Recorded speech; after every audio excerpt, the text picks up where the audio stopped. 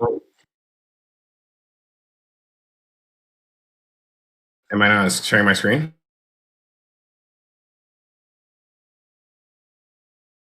Yes, sir.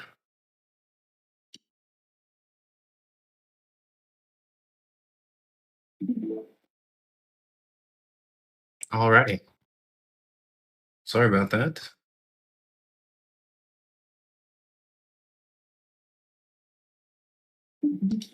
Screen share. Looks like maybe it's not working properly. Cool. Well, All right, we got you, Zach. Yeah, we see you. we're good to go. You guys see my fancy starship right here? Well, I don't see it.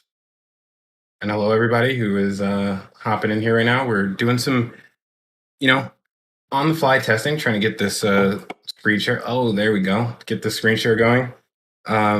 Yeah, now that we got that working, Mauricio, do you want to give a little intro?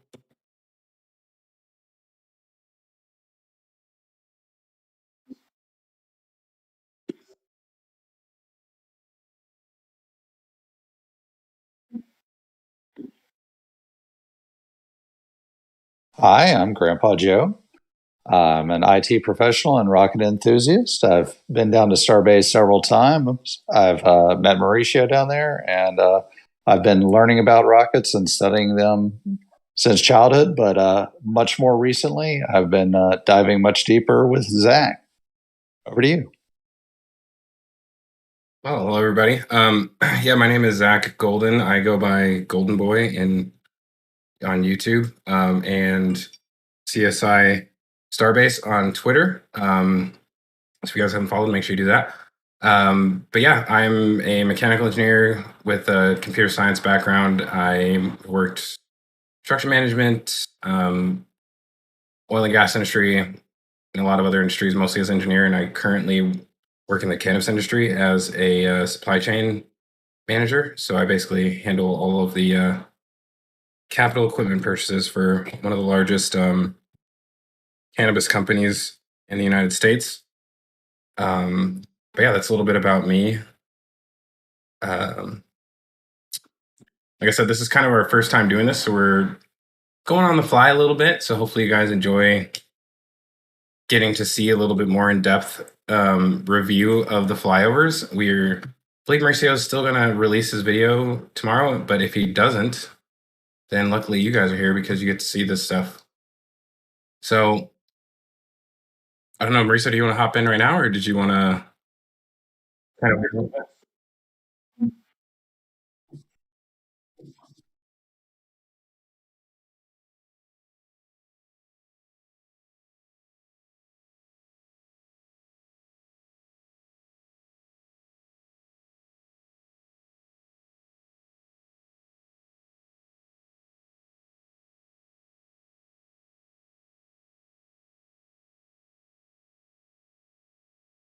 Oh no, We'll you're going to certainly answer give it. questions too. We'll certainly give it our best. And Mauricio, if you have any questions, we'll be glad to attempt to give it an accurate answer. We might have to consider this like class, class for Mauricio. Mauricio spends so much time in the air and on the ground taking pictures that he doesn't really have a lot of time to actually review things. So I don't know. Maybe this is just Mauricio review right now. I will say though, on that note, Mauricio, you do tend to call things out a lot earlier than most people, and it usually ends up being right. So I don't know if you really need the review, but there's nothing wrong with sharpening up your toolbox when it comes to Starbase because there's a lot going on out here, in my opinion. Yeah, Mr. RGB definitely has a good eye from the sky. Before we dive into Starbase, I'd like to hear a brief word from you on how you got started with the flyovers. What inspired you to start flying and taking photographs?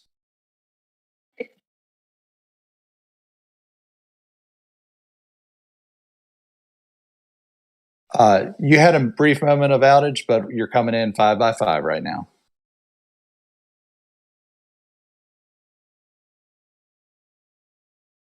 Oh, Sure. How did you get started flying and in photography, and what inspired you to photograph Starbase?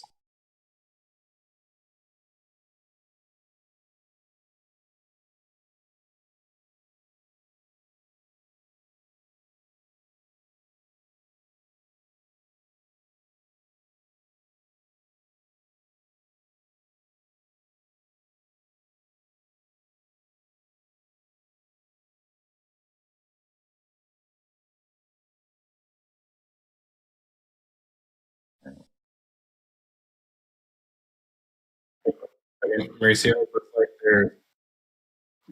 they're I think it has something to do with it trying to record your dream audio. Let's see.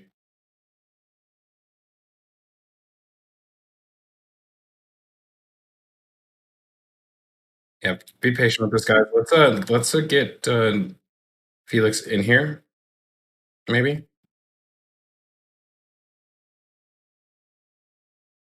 Mauricio, you need to add a input in your Streamlabs for your microphone. Streamlabs is only recording your desktop audio, which is the audio coming over Discord from us.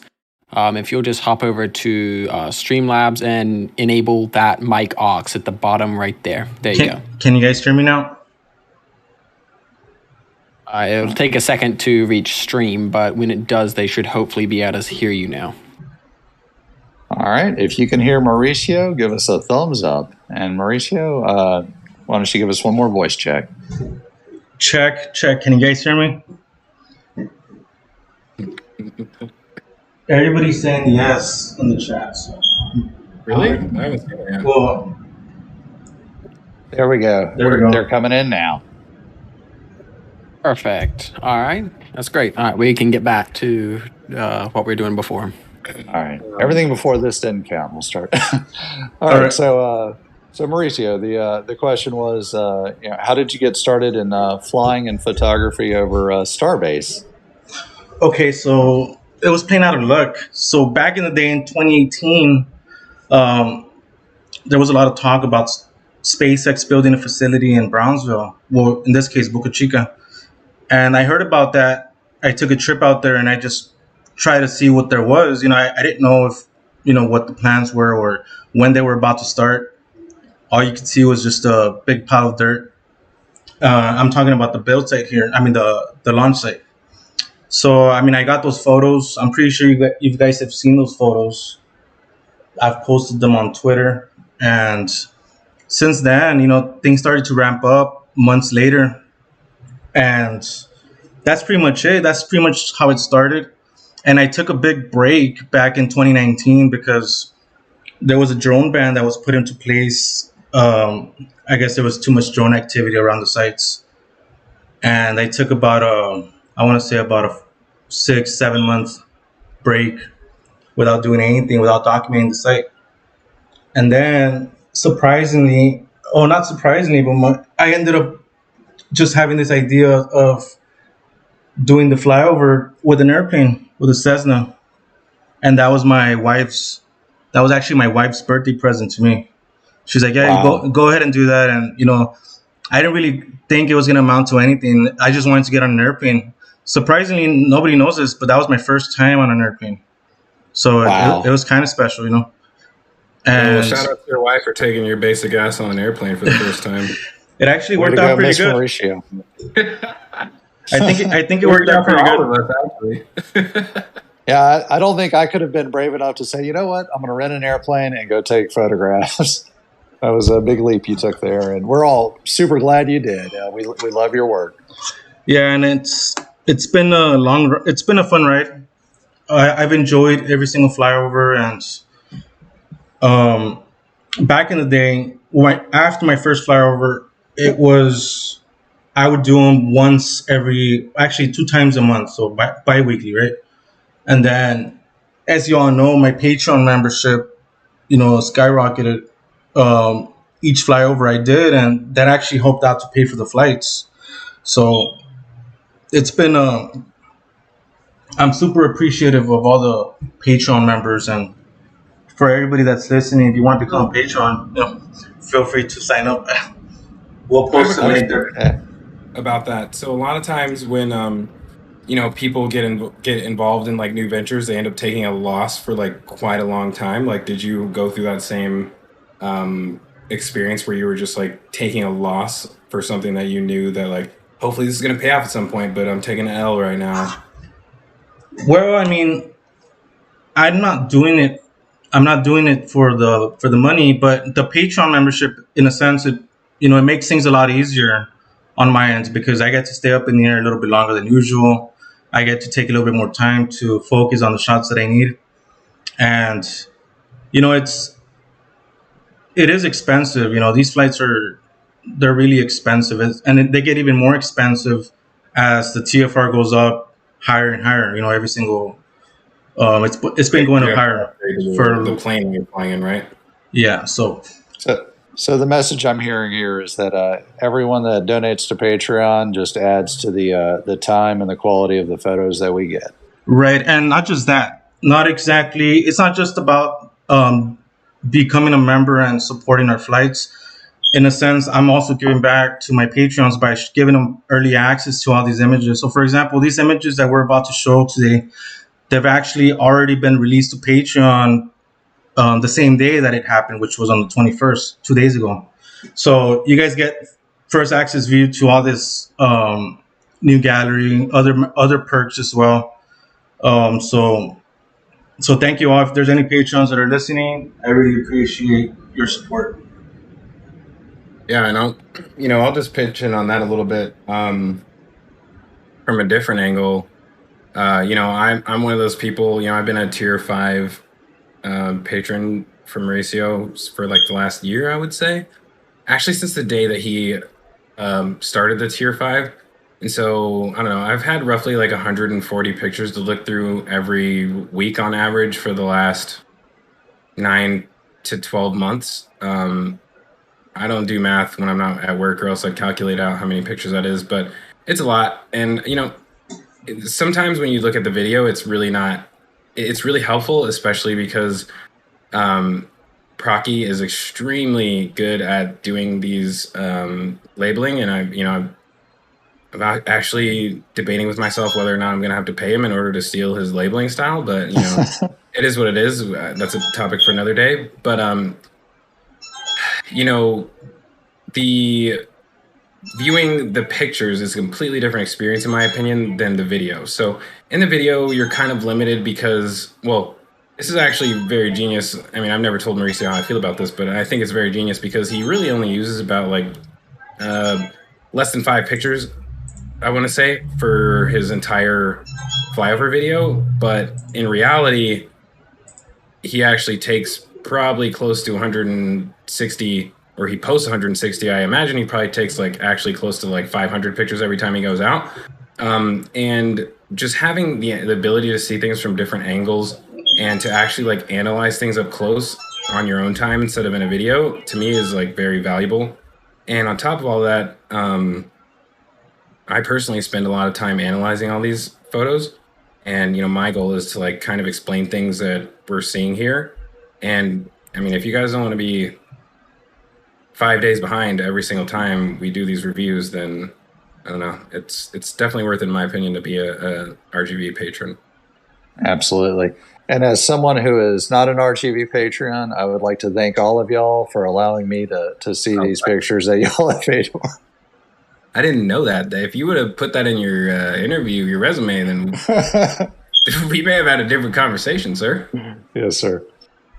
Wow. Yeah, talking about the labels, I know you mentioned Procky. A lot of people don't know who that is. He's actually he's the one that labels our images. Zach, would you mind zooming into one of those labels just so you can see maybe to the tank farm? I think these ones are the best, in my opinion. Because the suborbital farm is a lot less organized than the orbital tank farm. So in my opinion, as far as the launch complex goes, these are extremely helpful because, when you look at the actual orbital tank farm, everything is so much larger. So it's easier to like identify different pieces of equipment that exist, but everything is a lot more compact in the suborbital tank farm. And in my opinion, that's where those labels come in handy a lot. But yeah, they're And I'll say that the form follows the function. The suborbital farm is much more compact and much more. It was built more ad hoc, and there was more time and experience that went into the planning. And as you said, the size and scale of the orbital tank farm allows it to be much more organized, and the labels follow the organization. Hey Zach, one question here. Can you zoom into to the image? I'm not sure if you are. I can't really see it on the stream. pretty blind. No, I can't see it. I'm seeing the same thing on mine, Zach, because it's not the whole screen. Oh, very interesting. Let's see. Let me change. There we go. There we go. Yeah, I was messing with my audio settings and left it in the menu for a little bit. My bad. You guys can see it now, though. Yeah, that's great. Yeah, it should be reflecting on YouTube here shortly. These are the labels for the suborbital farm that I was talking about when I thought I was showing it to you guys. Good job in the comments letting me know I was messing that one up, guys. I thought we were on the same team. But maybe we got some work to do. So, shall we, Mauricio, think we should move into the actual Flyover pictures? Yes, so let me see. How about we start? Can somebody start asking some questions? If you guys have any questions, where do you want to start? Do you want to start at the build site or the launch site? Yeah, let's see here. Let's actually ask the chat. So, I've kind of organized my pictures not my pictures, Mauricio's pictures in really 5 different areas, but the 3 main ones are Sanchez, the build site, and the production site, or the launch complex. So I don't know. Let's just see where you guys want to start. Launch complex, production site, or Sanchez. We'll see what they say in the comments. Well, let's start at the build site from west to east. We're starting from west to east, and we got to start at Sanchez, right? Right. Well, that one's going to be the biggest rabbit hole.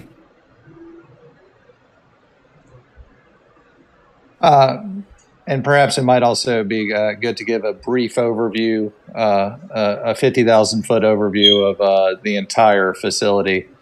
All the way to the west, you have or all the way to the east, you have the Gulf of Mexico, the beach, and coming in from the right-hand side, you're into the orbital tank farm, the landing area, and then you have the suborbital launch and then the suborbital fuel farm.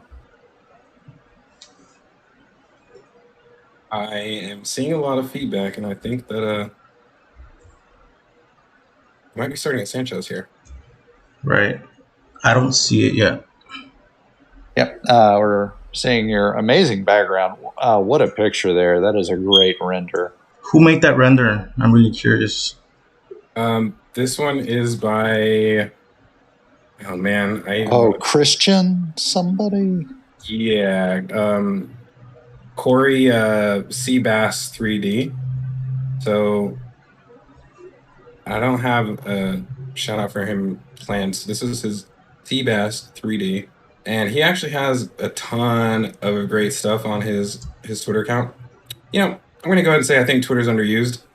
And also these pictures are also underused right now. Or sorry, not getting to what his actual content is. He's actually been catering to children a lot lately. So he's having kids submit drawings of rockets that they are imagining, and then he's rendering them, which is absolutely amazing that he's taking the time to do that. I think that was a whole week that he did that, but he's also the one that made the I don't think I'm going to be able to pull the auto drone this, so I don't want to either. So the renderings of the Super Heavy booster dropping in and being caught by the launch tower. Zach, actually, I think that's Christian Debney is your image. Though Seabass is great as well. Oh, okay. Well, I messed that one up. All good, sir. It's going to be a lawsuit in the morning, guys. Just kidding. All right. So Let's see. Let's start at Sanchez since everybody, for the most part, has kind of hinted that that's where we need to go. So this is the current week. Hey Zach, 11:32. you Yes, think sir. you think you can pull up the white shot first, and then we'll continue to the zoomed in shots. Yeah.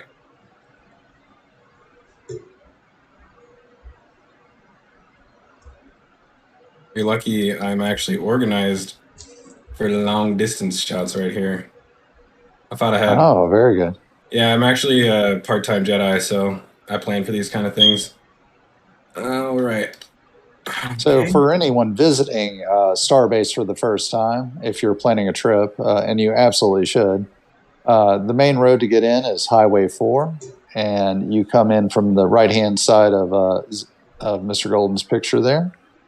And the first thing you're going to see, besides the towering build site, is the Sanchez production facility. That's where they have air purifiers that pull oxygen, nitrogen, and argon out of the air. And soon, possibly a sabatier, but that's speculation. So, Whoa. yeah. Super speculation. I feel like that's step 3, you know? Yep. I mean, we can kind of get into that right now because that's kind of something that I've actually been thinking about when it comes to the Sanchez site. But before we do that, Mauricio, was there something about this total view that you wanted to talk about? Well, I mean, from a photography standpoint, it's these shots are a little bit rare, especially at 10,000 feet, just because at 10,000 feet there's so many artifacts in the atmosphere. There's haze, clouds, and well, that's pretty much it. I mean, this shot has been it was doable at altitudes of 5,000 feet, 3,000 feet. I want to say back in the day. But so yeah, just enjoy the view. Yeah, this is actually the view that you see if you fly into Brownsville. Make sure you get a window seat on the left side of the plane. Usually it's going to be, sorry, I'm going to have to get better at not clicking on the screen. It's usually going to be a one of the smaller planes that you really don't like to fly on, but the left side of the plane is the one where the single seats are. So you're sitting by yourself on the left side of the plane, and make sure you're not falling asleep when you're flying into Brownsville, because if you look out the left window, usually this is what you're going to see on the way in, and it's pretty incredible. You can see it from before you even see Brownsville, honestly. Like the moment you see Brownsville, because the buildings aren't very tall. Like they look tall if you look from the ground level from Starbase over to Brownsville, but if you're actually in Brownsville, like the grand scheme of things, they're really not that tall buildings. So by the time you notice where they are, you can easily look to the right and see Starbase pretty much immediately, unless you've been there a few times and you see it right away. Like if you don't know what you're looking for, you're going to see both of them at the same time, essentially. I'll add in that the buildings are so tall and so large from the ground, you can see them all the way from South Padre Island, from Port Isabel. They definitely dominate the landscape down there. And the ships themselves are so tall, as well as the tower, that you can see them from many miles away, and you'll have no problem seeing the launch whenever that does happen. Yeah, I think one of the big things that maybe should have been included in the PEA, now that we're talking about it, is these images. And the reason I say that is because if you look at just the overall landscape, number one, if this stretch of land was the entire Gulf Coast, like all of this right here was the Gulf Coast, SpaceX would only be taking up probably 2% of the entire Gulf Coast. Oh, I would say they're taking up 2% of that 1 mile area of, exactly. of the beach. It's very minimal, and there's several hundred miles of beaches just like this going up the Gulf Coast. Yeah, you can fly for probably about an hour and a half flying up the Gulf Coast and not see too many like houses or just signs of humans in general until you reach Corpus Christi or Houston. There's one more in the way. San Antonio? No, San Antonio's in the middle, one of the coastal ones. Either way, I mean, like I said, it's just the fact that while you're looking at Lab Padre live streams or Starship Gazer images, everything will seem so large. But from the grand scheme of things, it's really not that big when you look at it from the air. And this is, if you go to Starbase and you don't drive, this is probably the first images of Starbase that you'll see if you happen to get a clear day like Mauricio did. But this is extremely rare. All right. Zach, do you want to quickly walk us through this image, maybe from right to left of what we're looking at? Yeah. So over here on the right, we have the Sanchez site, which is becoming more and more part of the actual build site as far as the look goes. But this is where they built all of the tower sections, where they built all of the Cryo shell tank covers. shells. Yeah, they built them right here on this this pad. 12. Those were 12 meters, weren't they? 11. Yes. I'm gonna switch away from. Actually, hold on. I'll just move left to right. And sorry, guys, this is zooming in and out is something we have to work on because I know it's annoying. But so we have Sanchez. We have your first employee parking lot. One of the employee villages right here. That's actually I think that's a little tiki bar. That little house right there. This one? Yeah. That's the tiki bar? I thought the tiki bar was on top of the... No, that's the high bar. Procky's going to talk so much shit to me. You didn't read the labels. This is what I get for not reviewing things before we start, guys. I don't use labels, but you guys should, so you don't make the same mistakes that I did. But yeah, we have the wide bay, high bay, mid bay, low bay, fabrication tents 1, 2, and 3. I'm going to come back to that one later. This is the ground fabrication building where they build most of the jigs. So all of these like ring sections that they put stuff on top of on the ground, all of those are assembled in here. The degree to which, in my opinion, that they do that is kind of under question, because sometimes you'll see large trucks coming in with pieces that look like they're clearly for a test stand. And it seems like they're coming in from Highway 4 instead of being moved from here over on an SPMT. So I'm a little bit confused myself on exactly how much fabrication they do here. Like, I feel like they may deliver the sections to this building and then assemble it inside the warehouse. On that point, I've seen several shipments come in. And I know there are others who track that exclusively.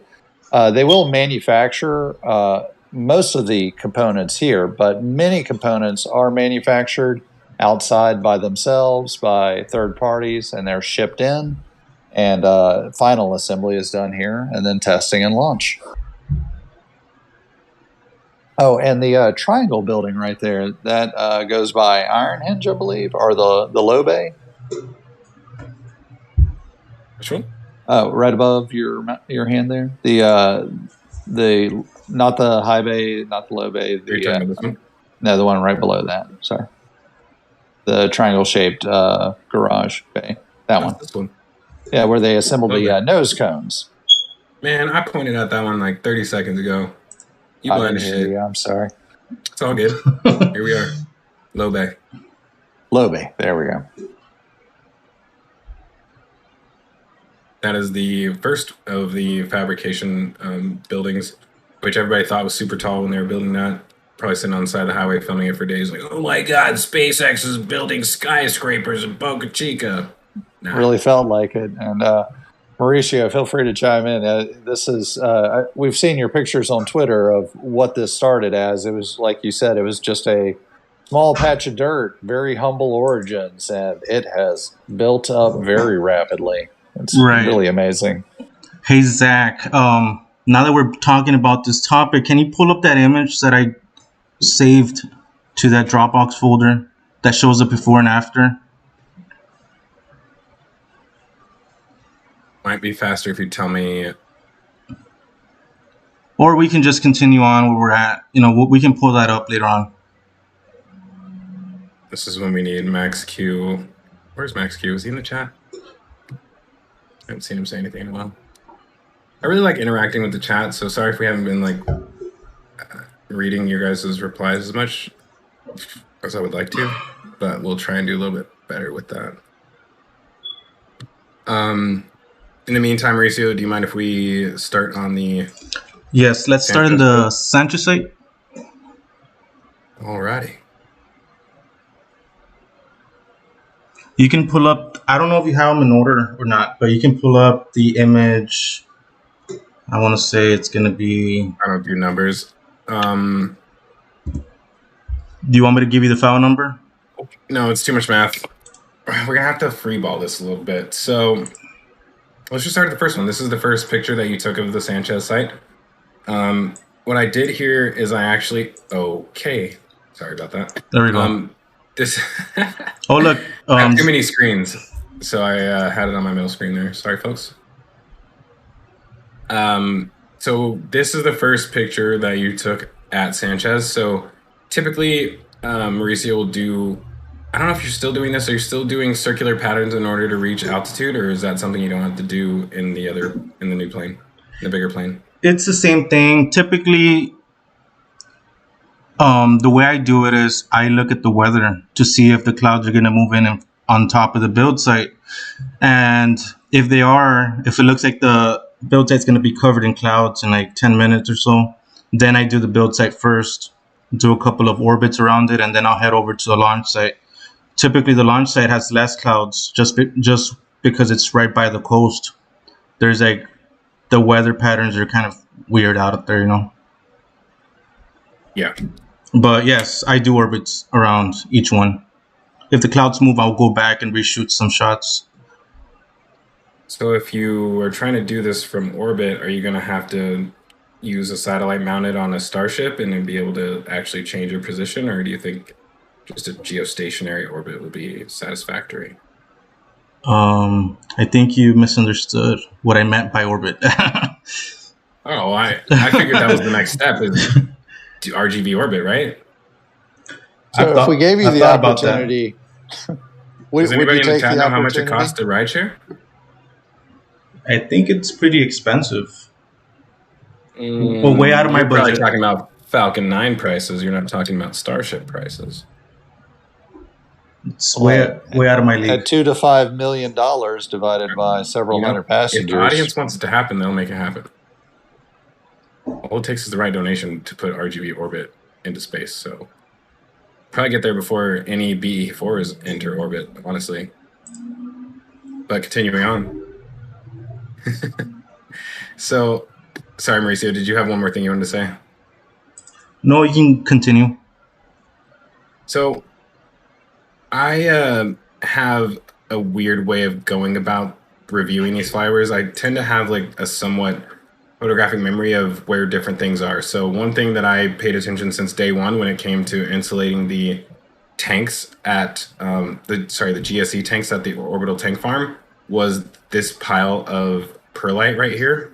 This is unexpanded perlite in bags waiting to be cooked in an oven and injected into the annulus space in between the GSE tank and the GSE cover. Oh, and for anyone who doesn't know, perlite is a mineral that, when heated, expands and acts as a great insulator for cryogenic, and I believe for high temperature as well. Exactly, yeah. I think, is it made of volcanic rock? Yeah, volcanic. I believe it's often found near asbestos, which is also another mine mineral, but it's not as dangerous. Interesting. I might have to fill up my ceiling with that next winter. Oh, and perlite is often found in garden and potting soil. Yeah, actually, like I said, I work for a cannabis company. We consume very high amounts of perlite because it allows you to water things pretty much endlessly. You can't overwater it. As long as you have that at the bottom, you'll constantly have drainage. So like in this case, when it comes to the tanks that we're talking about, which I'm not going to show right now, but if you for some reason had moisture in there, this is probably the material you want to have if you have moisture in there, because it's very good at transferring it from the top all the way to the bottom, or the bottom all the way to the top. If you have the right amount of positive or negative pressure inside of the tank, you can pull all the moisture out very, very quickly because of the fact that you're using perlite, which is this is a guess here, but I'm assuming it's hydrophobic. Did you want to go over Booster 5, which is right there in the foreground of your picture? Yeah, Booster 5 is chilling right here. It was moved here for unknown reason. There's been a lot of speculation, but only SpaceX knows for sure. Booster 4 is entering its test campaign, and SpaceX has started the production of another booster that may come after Booster 5 testing, or it may supplant it, depending on the schedule and the FAA approvals. But Booster 5 has some additional changes from Booster 4 internally. Externally, it looks much the same, but internally, it has an additional tank inside that'll help make sure that fuel is available during a landing. And there are some changes to the internal structure of which you can see from the outside, thanks to Mauricio's pictures here. There are stringers that are welded, and you can see the welds coming through that give this additional support. It may be needed, it may not be needed. So the first orbital flight from Booster 4 and Ship 20 should tell us whether we need Booster 5 or whether we're going to move on to the next booster being produced right now. Yeah, there's a lot of talk about these being scrapped, and I don't know. I don't know how I feel about that, because there's a lot of speculation, but there's no real proof. They haven't actually started taking anything off of this vehicle yet, and in my opinion, if you're trying to work on it while also having the space to do other operations inside the high bay, like, this is the perfect place to move it. You know what I mean? Right. And it's out of the way, but accessible. Yeah, I mean, they planned this out long in advance to have lawn ornaments, and now they have space for at least 3 lawn ornaments. But one thing you're going to notice over here is there's a ton of rebar that is perfectly sized to create more of these display stands. So the next one should probably be right here. I'm honestly surprised that they haven't moved the display stands up to the front of Sanchez, because it looked like they were trying to do that at one point. And I'll kind of show that when we get there. But one important thing that I want to talk to while we're in this view is this underground construction right here. So a lot of people who like are familiar with the launch complex construction will remember when they dug everything up and laid down all of the conduit. Well, they're doing the same thing here. And as far as I know, this entire air separation plant is already active. If I were to pull up, maybe MaxQ can grab one for me. If I were to pull up older pictures of this tank farm, you would see actual tanker trucks lined up here, offloading or unloading. Loading, yeah. Loading either LOX or liquid nitrogen, and then transferring it over to the tank farm. But for the last 2 months, that's pretty much stopped.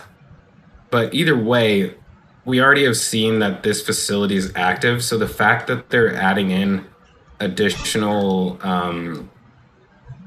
utilities. So actually... that is actually new to me. Is that a recent dig to bury the conduit there? And why would they bury the conduit right there? Yeah, for protection. Let's look at last week really quick and just compare the two of them. So, one thing I do want to mention before, people are going to notice how dark these photos are. There was a lot of clouds that particular day. There you go. You can wow.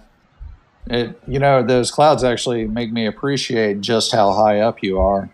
Heck of a lens you must be using. Oh, do you want to tell us about your lens or your camera equipment at all? Well, camera equipment, I have a Sony A7 III, and I'm using a 600 millimeter, and on the wide shots, I'm using a 70 to 300, I believe. That's pretty much all I use. Very good.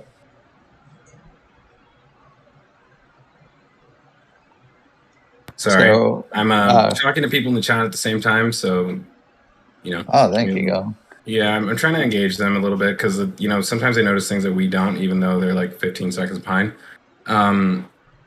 But one of the big things, this was last week actually, that they started doing. So this right here, this facility, which they're now starting to enclose, is actually 5 very large generators. They're 2,500 kilowatt generators, I believe.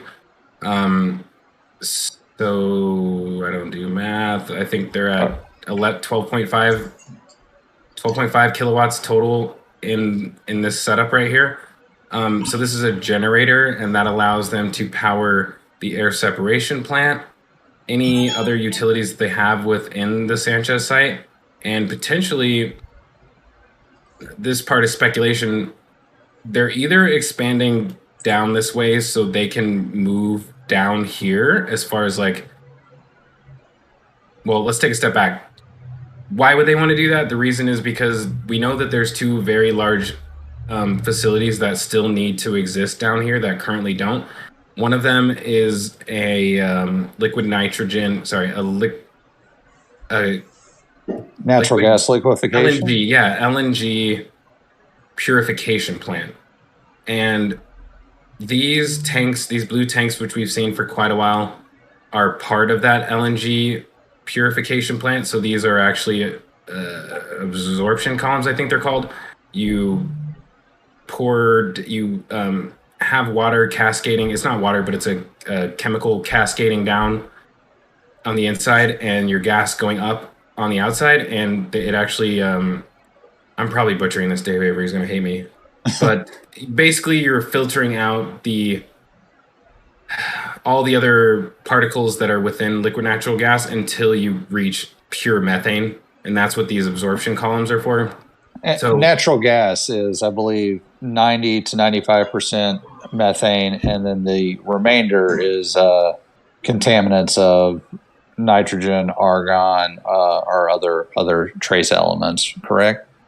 Yeah, exactly. And I mean, you're mostly going to have purely gases. So, like, if you're taking oil and gas out of the ground, then the process is far more complex, because you're separating your oil into all these different components, and then you're also having to separate your gas into different components. But in this case, this is the equivalent of a natural gas processing plant that they're planning to build here.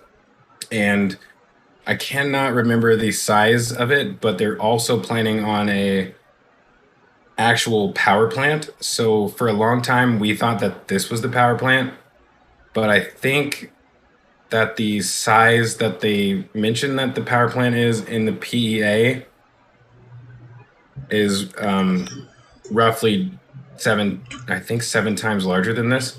So it's about the area all the way over here is what they expect their actual energy production facility to look like. So in my mind, for purely speculation purposes, it's not impossible that they could be planning to expand onto this area.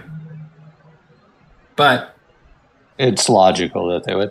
And more likely, what's happening is this facility somehow, I don't understand, because I feel like the power transfer should be, I don't see any.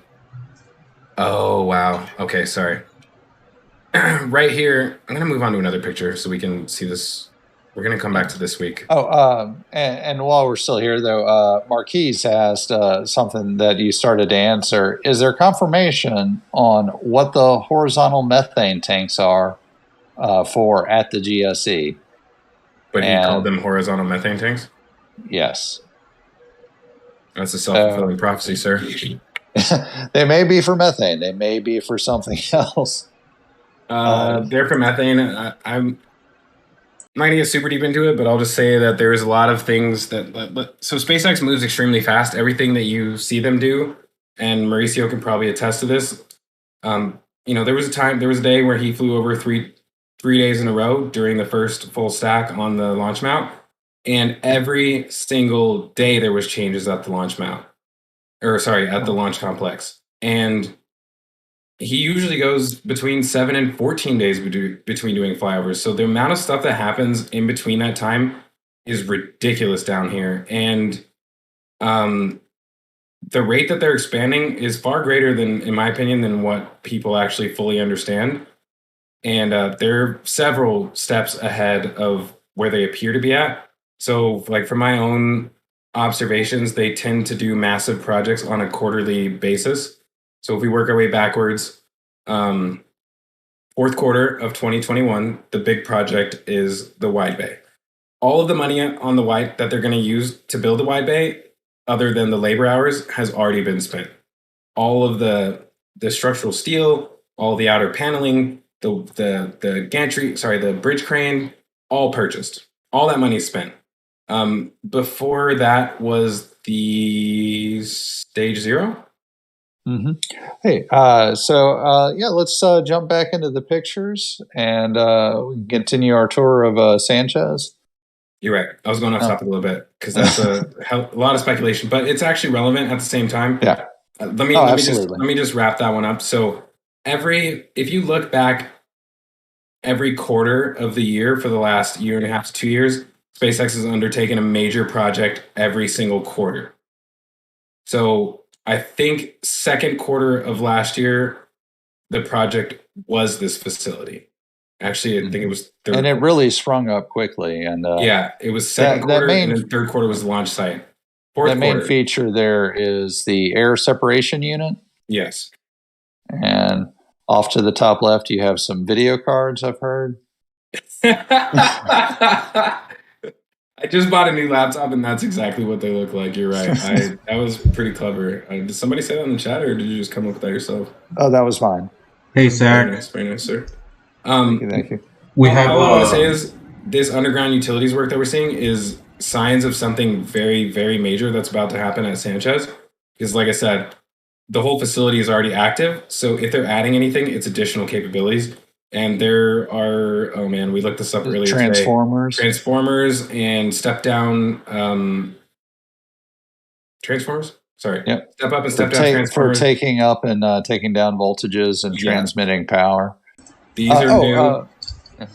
By the way, as an overview, this facility currently produces nitrogen and oxygen. The commodities needed to launch a Starship are nitrogen, oxygen, and methane, and they will also go through argon and helium. Argon's only for the production, which is better to buy commercially, and the helium.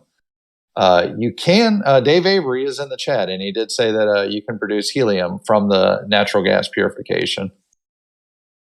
I don't think that's true. I think you can only produce helium straight out of the ground.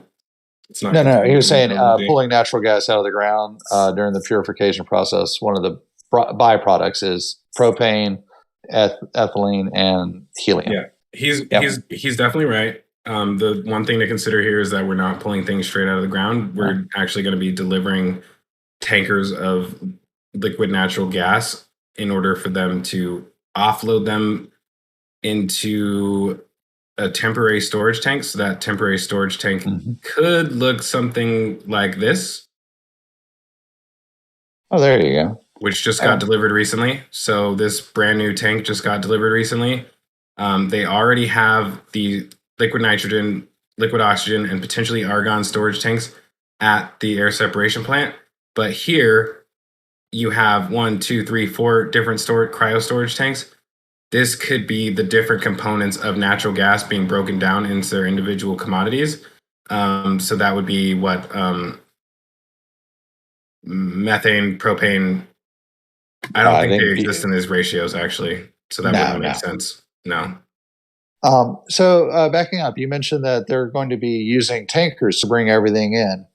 Is there any natural gas production on site? I know that they've purchased some leases, and I believe there was a well nearby, either active in the past or now. Yeah, this well right here, right here is actually the injection well. So an injection well is what they use to send contaminated materials to a disposal location. So usually it's about 1 to 2 miles underground below the water table. And so they'll put it super far below the water table, inject all their contaminated water and stuff down underground.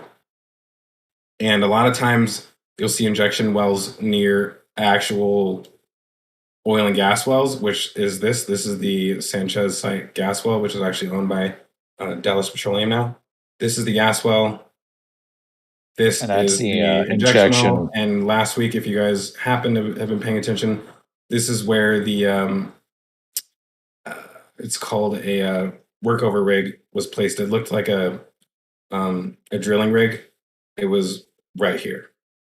So whatever they were doing, they were servicing this well so that they could get it ready for the next operation. And from what I can tell, is different. And now is a good time to actually pull up an older picture. Hey, Zach. Find quickly enough. There's a question. While you're doing that, I'll talk for a moment. Yeah, the SpaceX fan community is full of wonderful engineers from many different backgrounds, from architects, designers, many engineers, many computer scientists, people from the petroleum industry, and people from the aerospace industry. So we really have a wide breadth of professionals that are very willing and happy to help us understand each of the components of this and to illuminate different subjects. And we're very glad to have all of those wonderful people on. One thing to mention on that note is that, like, none of us are ever going to say this is exactly what it is. You know what I mean? If Elon can be wrong, we can be wrong. So, we definitely appreciate people correcting the facts along the way so that we can also do so. So yeah, if you guys disagree with anything that we're saying at any time, like, feel free to maybe not in the actual YouTube chat comments, but the video, the YouTube. Okay.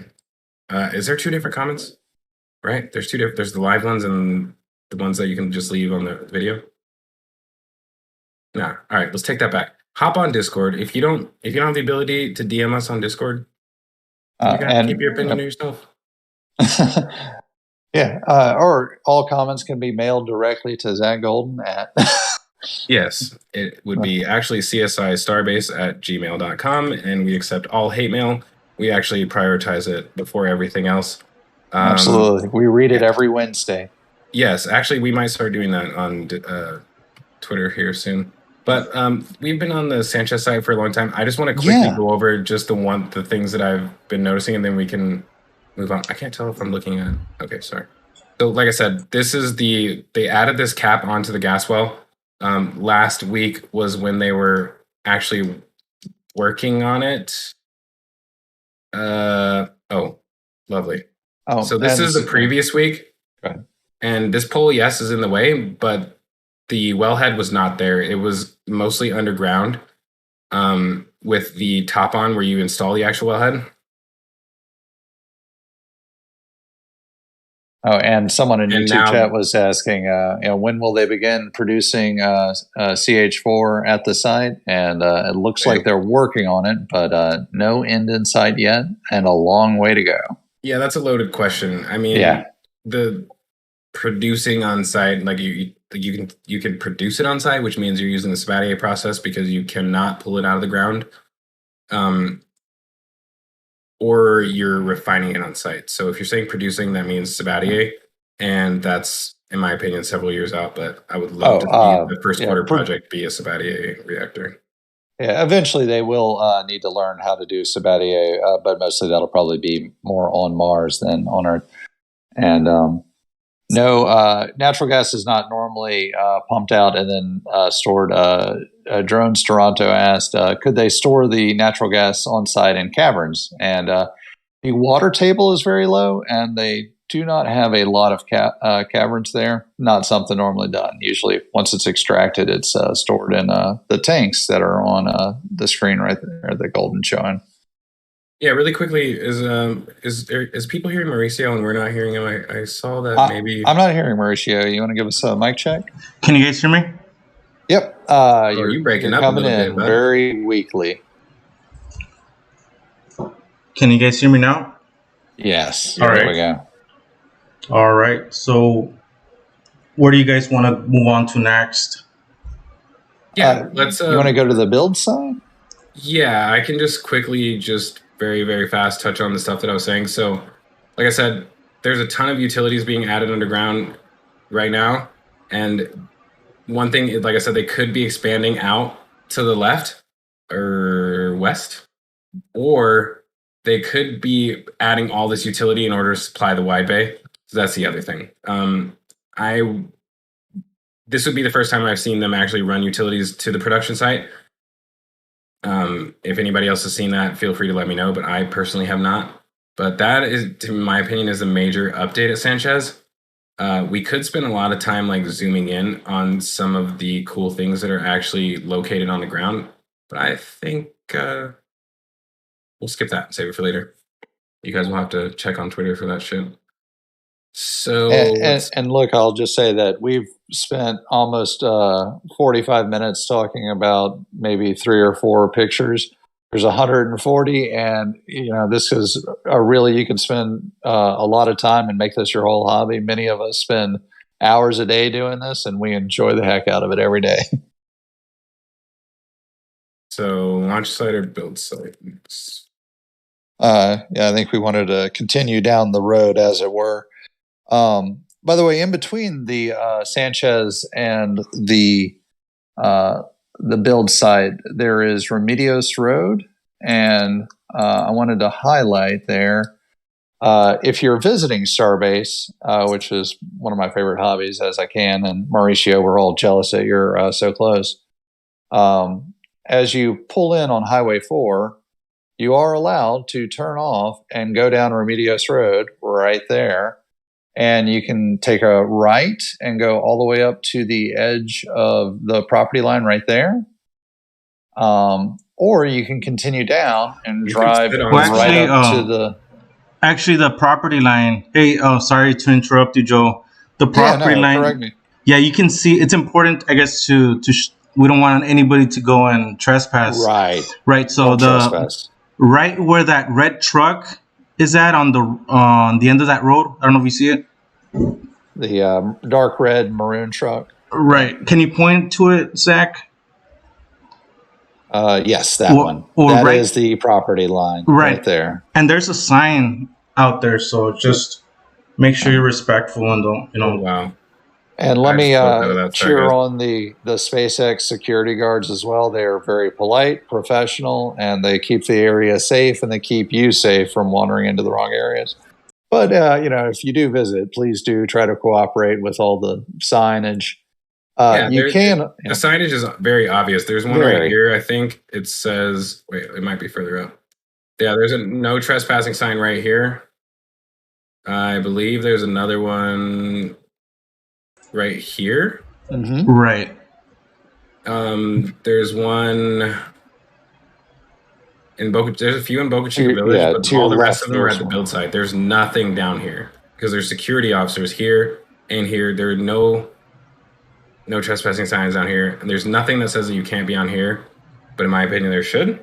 But until they do, there's wildlife and a lot of water out there. So if you go out that way, bring your mud boots and watch out for birds and other nesting things. Stay out of that area. I wish that we could post. We're gonna have to figure out how to do this. Post links for other people to look at things that they don't know about. So Thomas actually just sent me a link about the Spadia process, but I don't think I'm going to be able to post that in here. If you guys are on Discord, like I said, that's one of the biggest advantages, in my opinion, about being anybody's Patreon member is that you get access to their Discord server. And, like I said, these flyovers came out, the pictures came out 2 days ago. Mm-hmm. So we've been talking about this for about 2 days. So if you guys kind of want to see things earlier and kind of get an idea where we're going with some of this conversation and develop questions ahead of time, hopping onto Patreon is one of the best ways to do that. And on top of that, if you want instantaneous updates, then following on Twitter is a good way. And I think, it's hard to see on the bottom of the screen because it's black on gray, but y'all can read. And if not, I think it's in the Twitter comments. So. Oh, and Mauricio, your Twitter is, what is it, at RGB? If people in here don't know his Twitter handle, then we have a problem. Yes, sir. How did they get here? Yeah, it's going to be at RGV Aerial Photos. There you go. All right. Jumping back into the pictures, one of the more exciting and larger projects going on right now this quarter is the production of the wide bay. They have been building this in earnest and using that crane right there. It's a yellow Buckner crane, I believe, to lift entire corner sections all in one go and stack them up. And I believe RGV was one of the first places that I saw a rendering of where it was going to be located. And you were able to see that because you could see where the footings were being placed before anybody else. Yeah, I think he just posted one earlier today, actually. Let me see if I can pull it up very quickly. Also, as you go on learning more, there's a great representation of what this will look like whenever it's completed. I know. I thought the same. One thing that I do want to add is that we're still not sure how the top's going to look. I know Elon said that it was going to be a little bit higher. I'm going to assume that's just going to be one level higher than the high bay, and not sure what's going to be on top. Yeah, and another bar. They may not add a bar to this one. It occupying that area has necessitated adding fire escapes and other items. So they may not do that on this one, but Elon does what Elon wants. And logically, the reason for building this new wide bay is it increases production area, but going up in height allows them to more easily build the boosters. When they first lifted the first booster in the high bay, they actually had to cut a hole in the roof to fit a crane down to pick it up.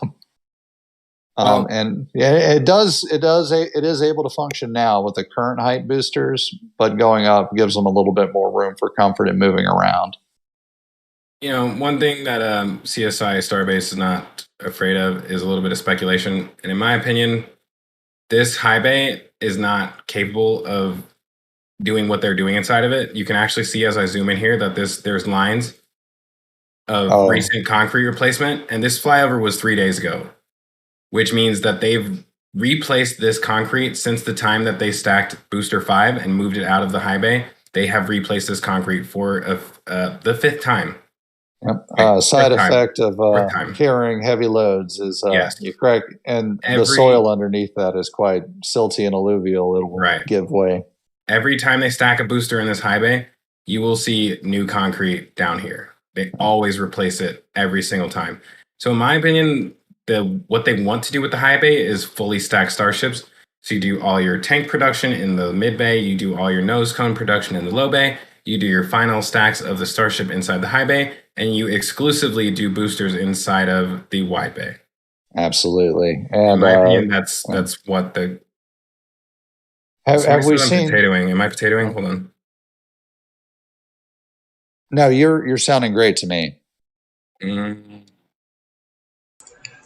at the chat just to make sure.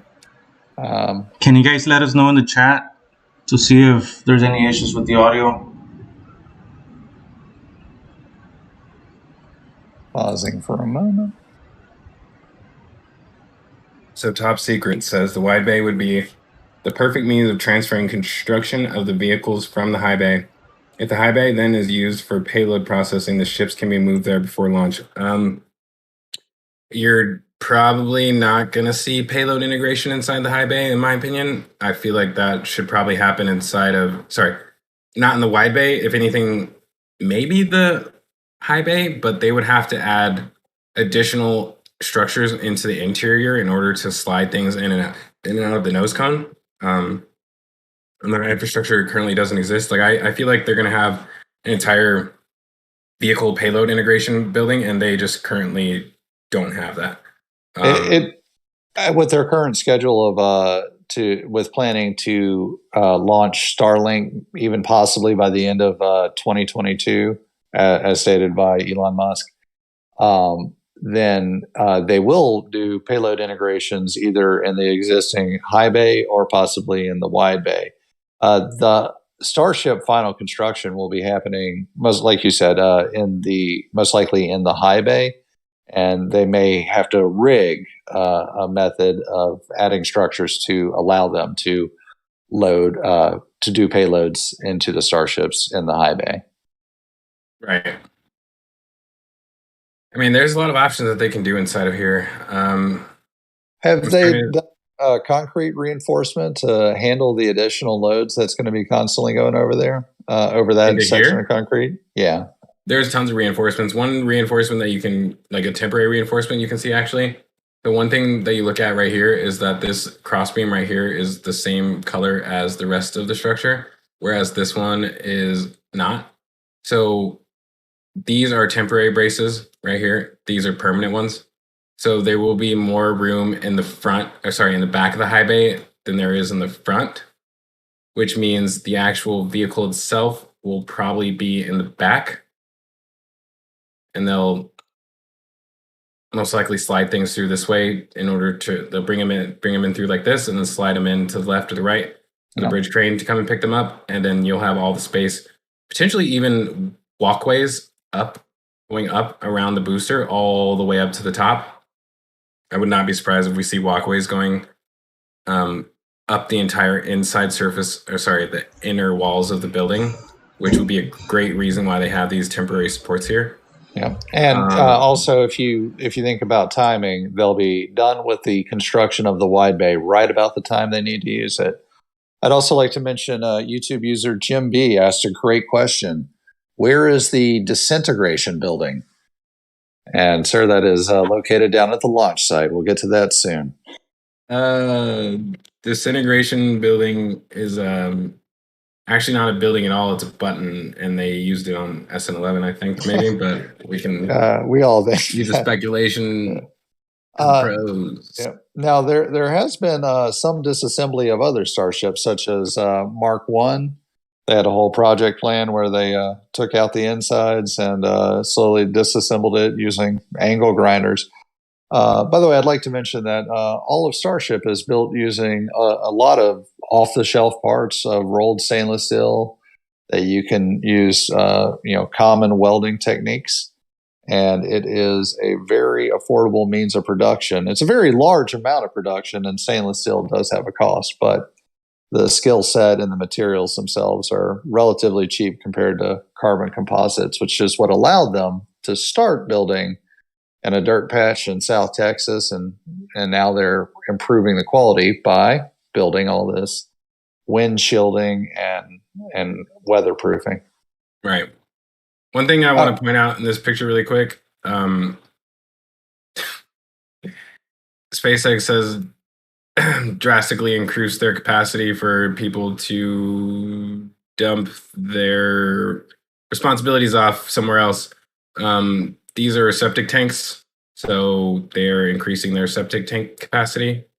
Why they have them above ground? Actually, they have them above ground because the water table is so high. But these are all septic tanks. You can actually see, man, I'm not going to be able to find it in this image. They used to have a restroom. They are increasing. Here's the restroom. Yeah, they are increasing the population of Boca Chica Village as more and more staff are on site. Quick shout out to Jeff Weiss. Welcome to RGV Flight Support. Thanks for joining the team, Jeff. Glad to have you here. Yeah, definitely. I'm glad you were the second one in. I think I was the first, Jeff. So, appreciate you. Everything definitely helps. I mean, definitely not easy for Mauricio to continue to do these flyovers as much as he does. So, any donations and joining as members, especially if you guys are on Patreon or even in the YouTube chat, we're kind of hoping to do this more often. So, I think people like to see green faces in the chat every now and then. Right, and one thing I want to add is all members also get access to Patreon. Some of the perks, you get access to the early access gallery right after the flyover. So there's that as well.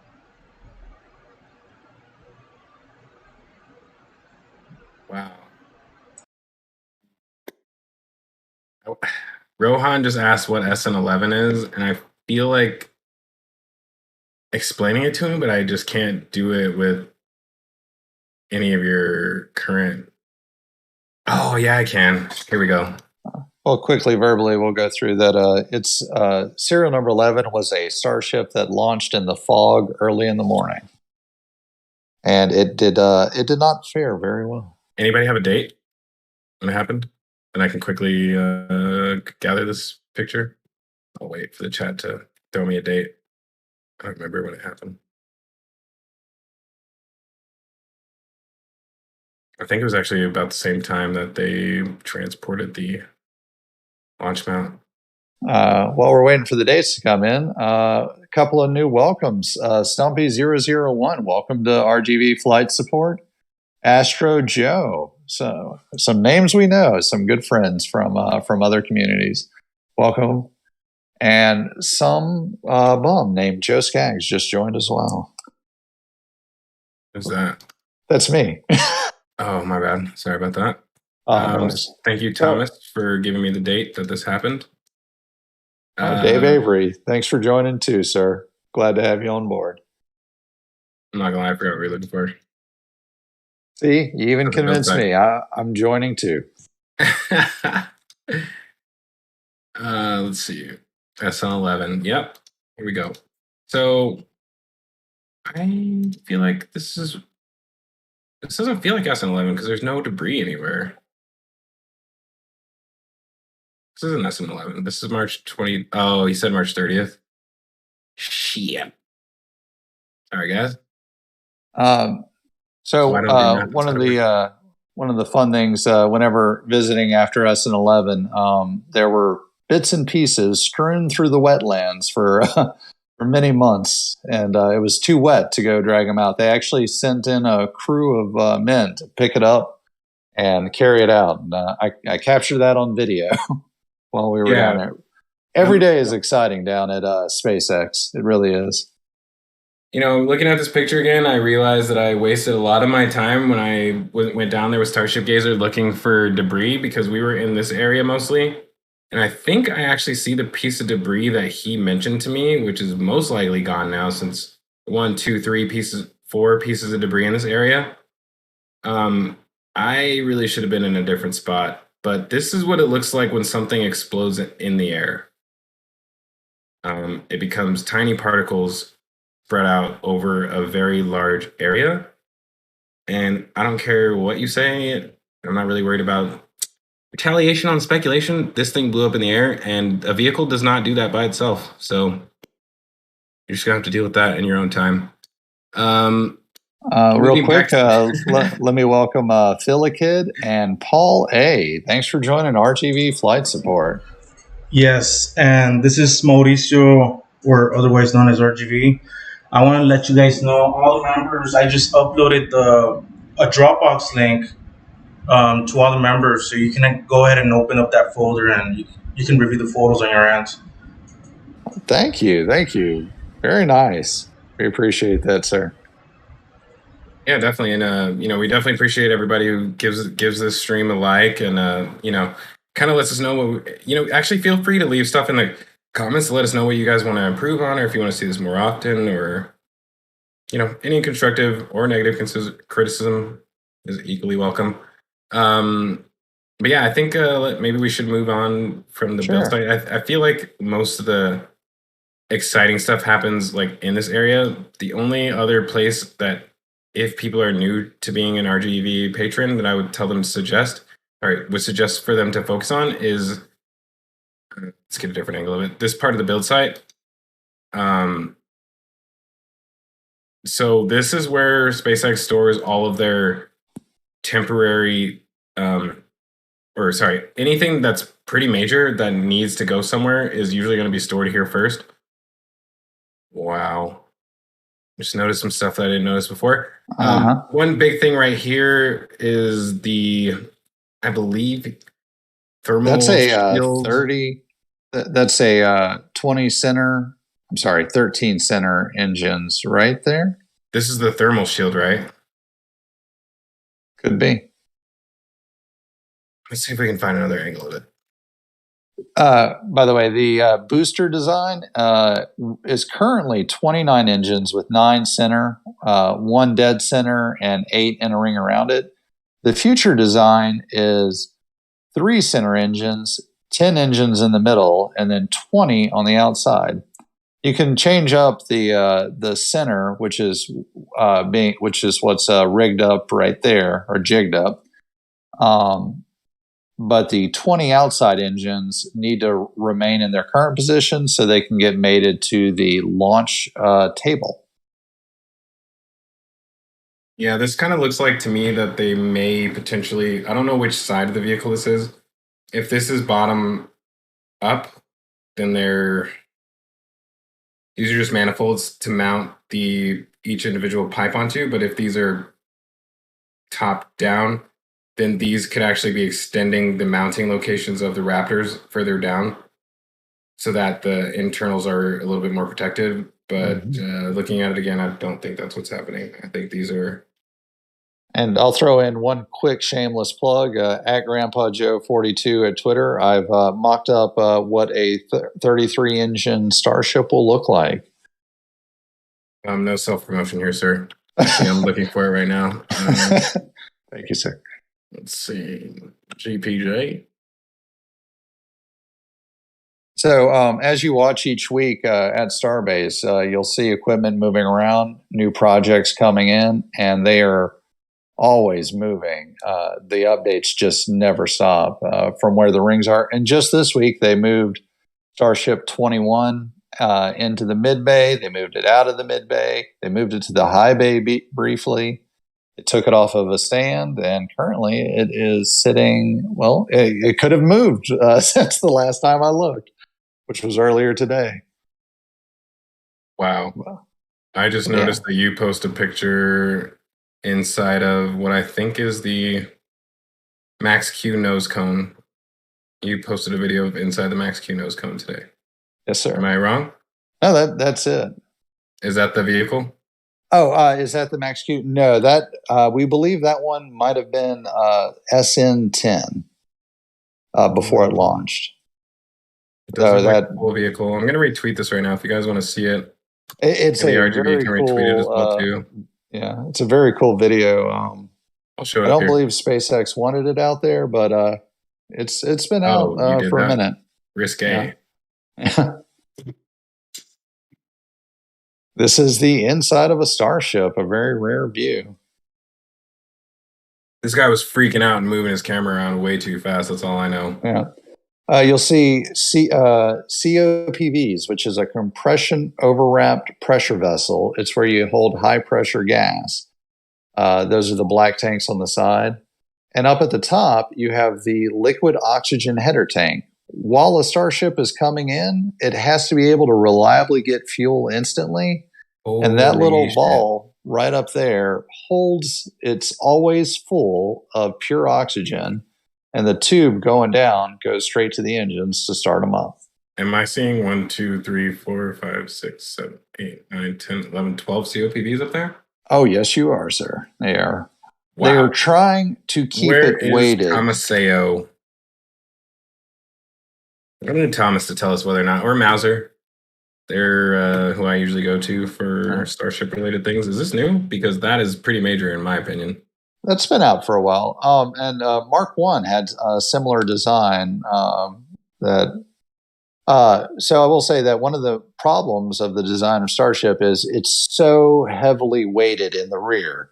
It's got some junk in the trunk. So as it's coming in empty, it's so biased that way that they had to move the header tank and as much of the weight all the way to the front to lever it so that it would more naturally glide coming in. Right. Yep. Did you want to pull up the 33 booster image or get back to the to the launch site or build site? Let's see if I can find it really quick. I'll find it as we're going. Sure. What I really want to do is get to the launch site. It is getting semi-late what we originally planned, but... well, I mean, I'm having a blast, though. Hey, Zach, one question. What's that inside of the low bay? Is that a new nose cone? That would be a ring section for the nose cone. Yep. The section above the fuel tanks, but below the nose cone. Little brief speculation. Currently, it's only 4 rings, but they might be moving to 5, and they might even be increasing it by another 3 beyond that. So they are expanding the capabilities of the Starship to hold additional fuel for longer range and heavier payloads. And I missed it a moment ago, but big shout out to Miss Indian Star. She donated $20 for the next flight. Thank you, Indian Star. Yeah, hopefully Indian Star will be a part of the next live stream. She has a very amazing voice that you guys are all missing out on. So I'm sorry for everyone who's not heard her. Yeah. One thing to note is that all the support and contributions, they go 100% towards the rental fees associated with the flight and expenses, equipment. Everything goes towards these flyovers. Thank you. I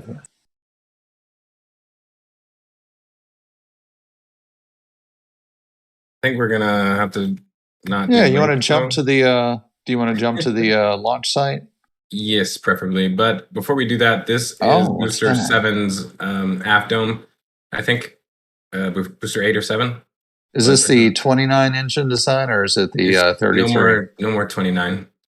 We only do. This one is 33. 33 out here.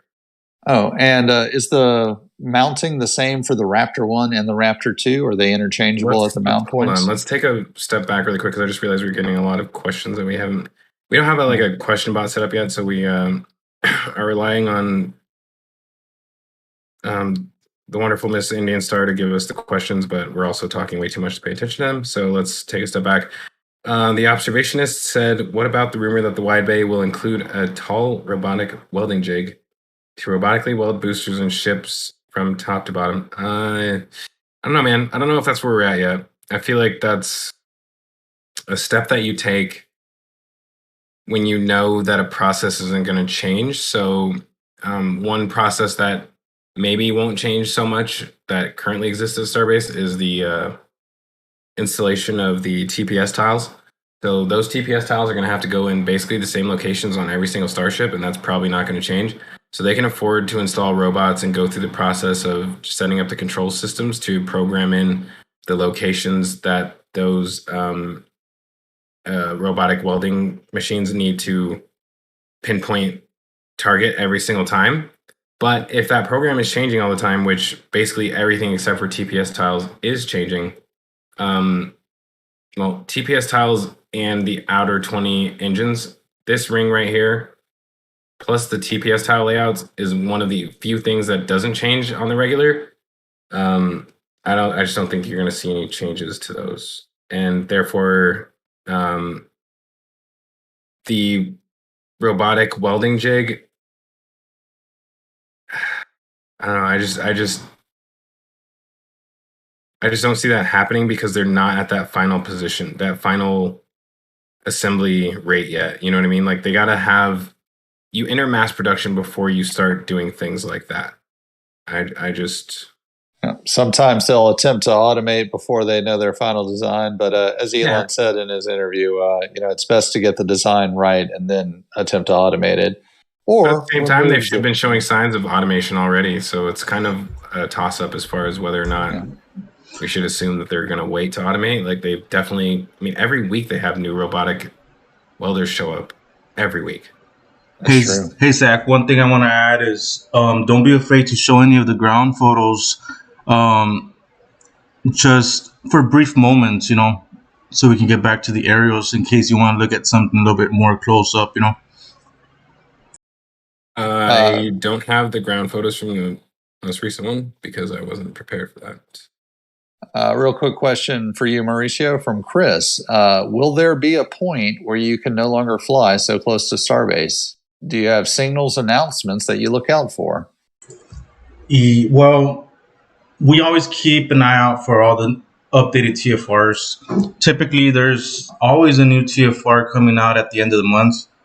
They usually post it in the FAA website about, what is it, like 3 to 5 days? Yeah, 3 to 5 days, 3 to 10 days beforehand, and that's And how a we know. TFR is a temporary flight restriction. Correct, a temporary flight restriction. Currently, there's one at 10,000 feet. So we conduct our flyovers at 10,500 feet and above, for the most part, just to give them a good cushion. We don't want to accidentally go under that limit. Yeah, for sure. But as far as our aircraft can easily do, or one thing I do want to say is we used to fly at 150 prior to the 10,000 foot TFR, and that one couldn't reach the 10,000. 150. The Cessna 150, that's just the model. It's a lower horsepower aircraft, so it wasn't able to reach up to the 10,000. So we had to upgrade it we had to change out the aircraft for a different one, the Cessna 172. So that's what we're using now. So because of the change in the height, you had to increase your lenses, your photography equipment, and the airplane in order to reach that altitude safely. Right. So in a sense, it got more expensive. Yeah. And on another related note, it is something that all of us tank watchers keep a close eye out for is the notice to all airmen, or NOTAMs. They will tell you whenever you're not allowed to fly into an area because of a danger, such as a Starship flight. So we keep a close eye out for those being posted, as they are a key indicator of when a launch might occur. So I have a quick question. Obviously, people are able to like see the pictures that we're showing up here. Like, I'm just curious if like words are enough. You know what I mean? Like, do you guys think that maybe doing a podcast about this stuff would be something that people would be interested in? Because I feel like we can talk all day about this. It's already almost 10 and we're still going. We haven't even left the build site yet. I've got hours more in me. But yeah, let us know in the chat. Would y'all like to hear a Starbase podcast? It's funny that initially going into this, we're talking about it being an experiment and to see how it goes. And in my head, I was thinking it was going to last about 30 minutes or so. And I don't know. It's just kind of funny that we've already. Here we are. Haven't even left the build site. You played yourself. And Sarah, let me tell you, we're amateurs at compared to some of the professionals. They can go 12 hours at a go. We'll try not to keep everyone that long, though. There's a man and a legend out there. His name is Tomaseo. He once did a 15-hour rocket talk. 15 hours. It was an amazing, jaw-dropping event. Didn't even stop for lunch. That's what we're working up to, guys. Inspiration. Anyways, let's move on. Inside the mid-bay, I think we have Ship 22, which is a lot further on than... Yes, I think. Yep, Ship 22. A lot further on than people realize. Yeah, they were building it almost in parallel with Ship 21. Ship 21, they started to build and paused till Ship 22 had caught up to it.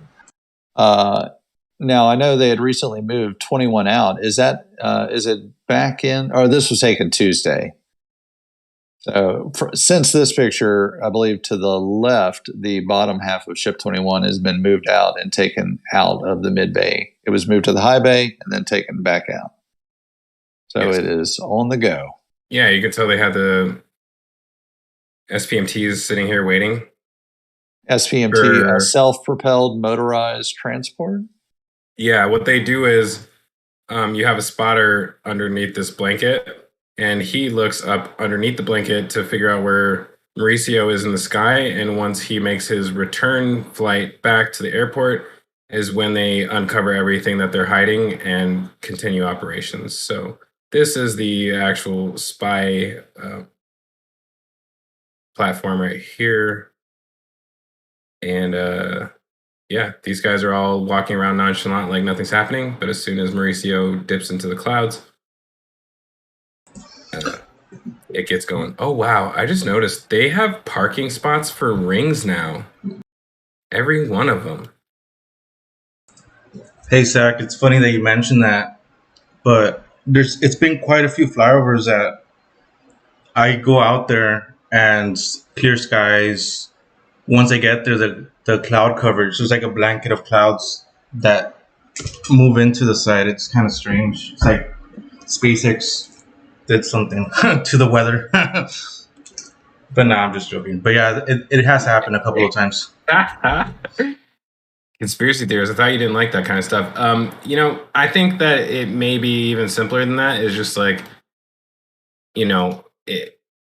it's very easy. Everything that they have is mobile, and so it's very easy for them as soon as you're in the air to just hide stuff. But what I've also noticed is that when I go back to look for older stuff, I can tell, and I'm like, wow, that was the QDs for the 20 outer Raptors right there at the build site.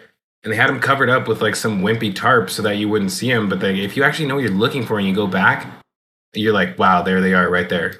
But right under our nose the whole time. yeah, they cover it up just enough so there's not enough detail for you to like actually see what it is until you know what it is and you go back and look at it later. On that note, at the launch site, there's tons of stuff that you can cover up, and this is where the main cover up exists, actually. So even just from this view, there is a ton of stuff happening. So Mauricio got super lucky in order to like catch this in the process. And this is when they were preparing for one of the first tests on the booster. I'm guessing this is not test underway.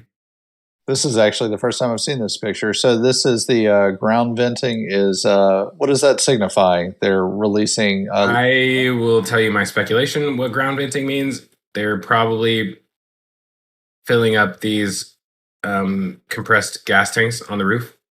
So they're working from left to right, and while you're vaporizing, okay, so you have gaseous oxygen right here. You have gaseous nitrogen right here. You have, I believe, helium right here. And then you have gaseous oxygen right here.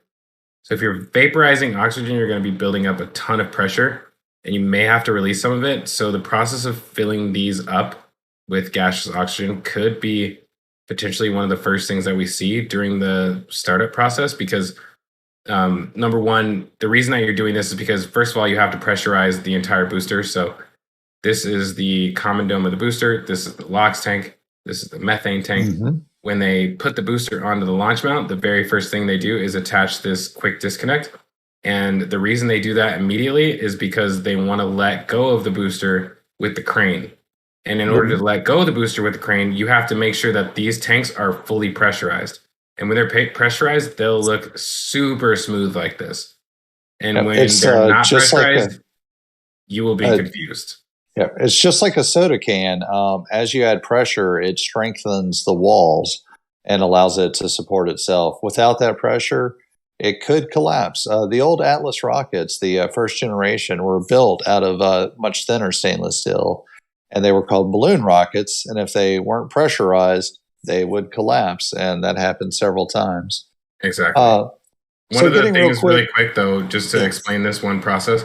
So if you're trying to pressurize this booster, you have two options. You can dump in, you're not going to use nitrogen because you want to maintain liquid oxygen in the liquid oxygen tank, and you want to maintain methane in the methane tank.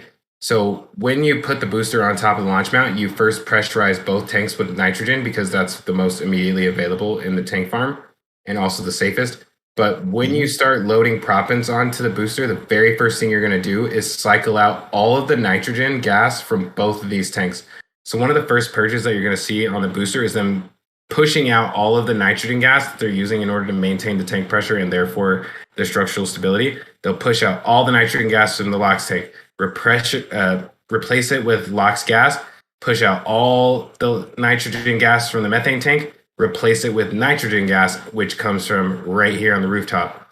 Then they're going to have to repressurize those tanks using the liquid nitrogen that's stored right here. So you vaporize liquid nitrogen, repressurize these tanks.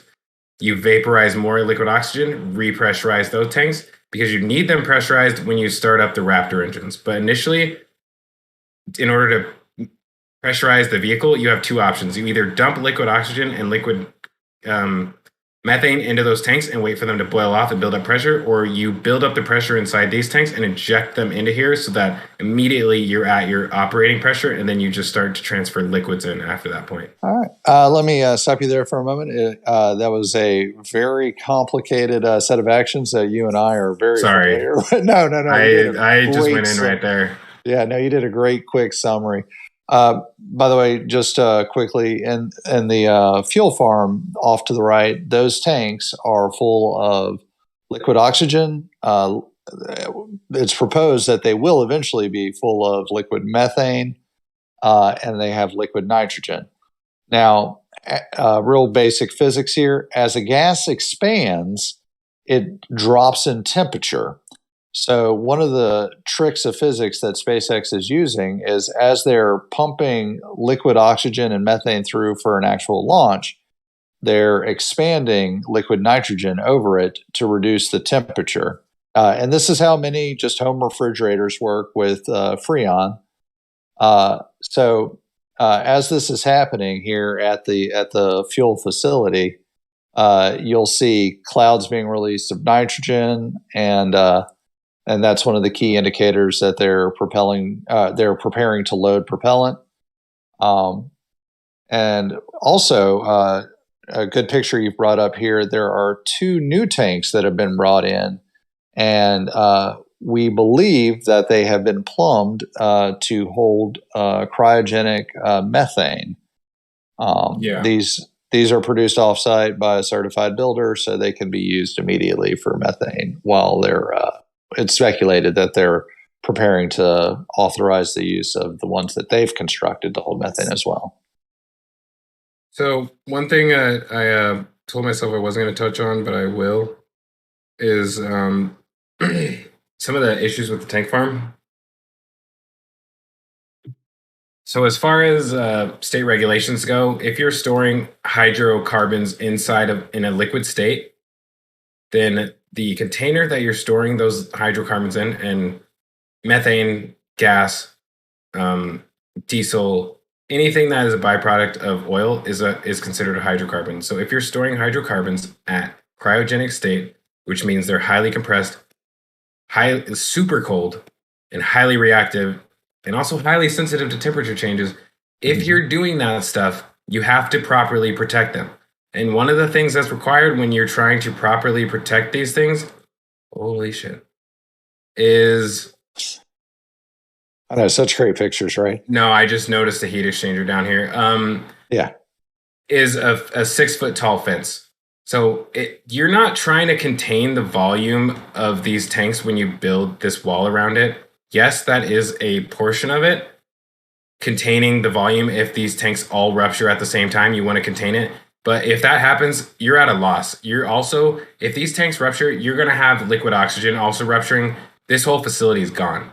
So you're really not trying to protect anything in the environment by doing this. You're just trying to satisfy Texas laws.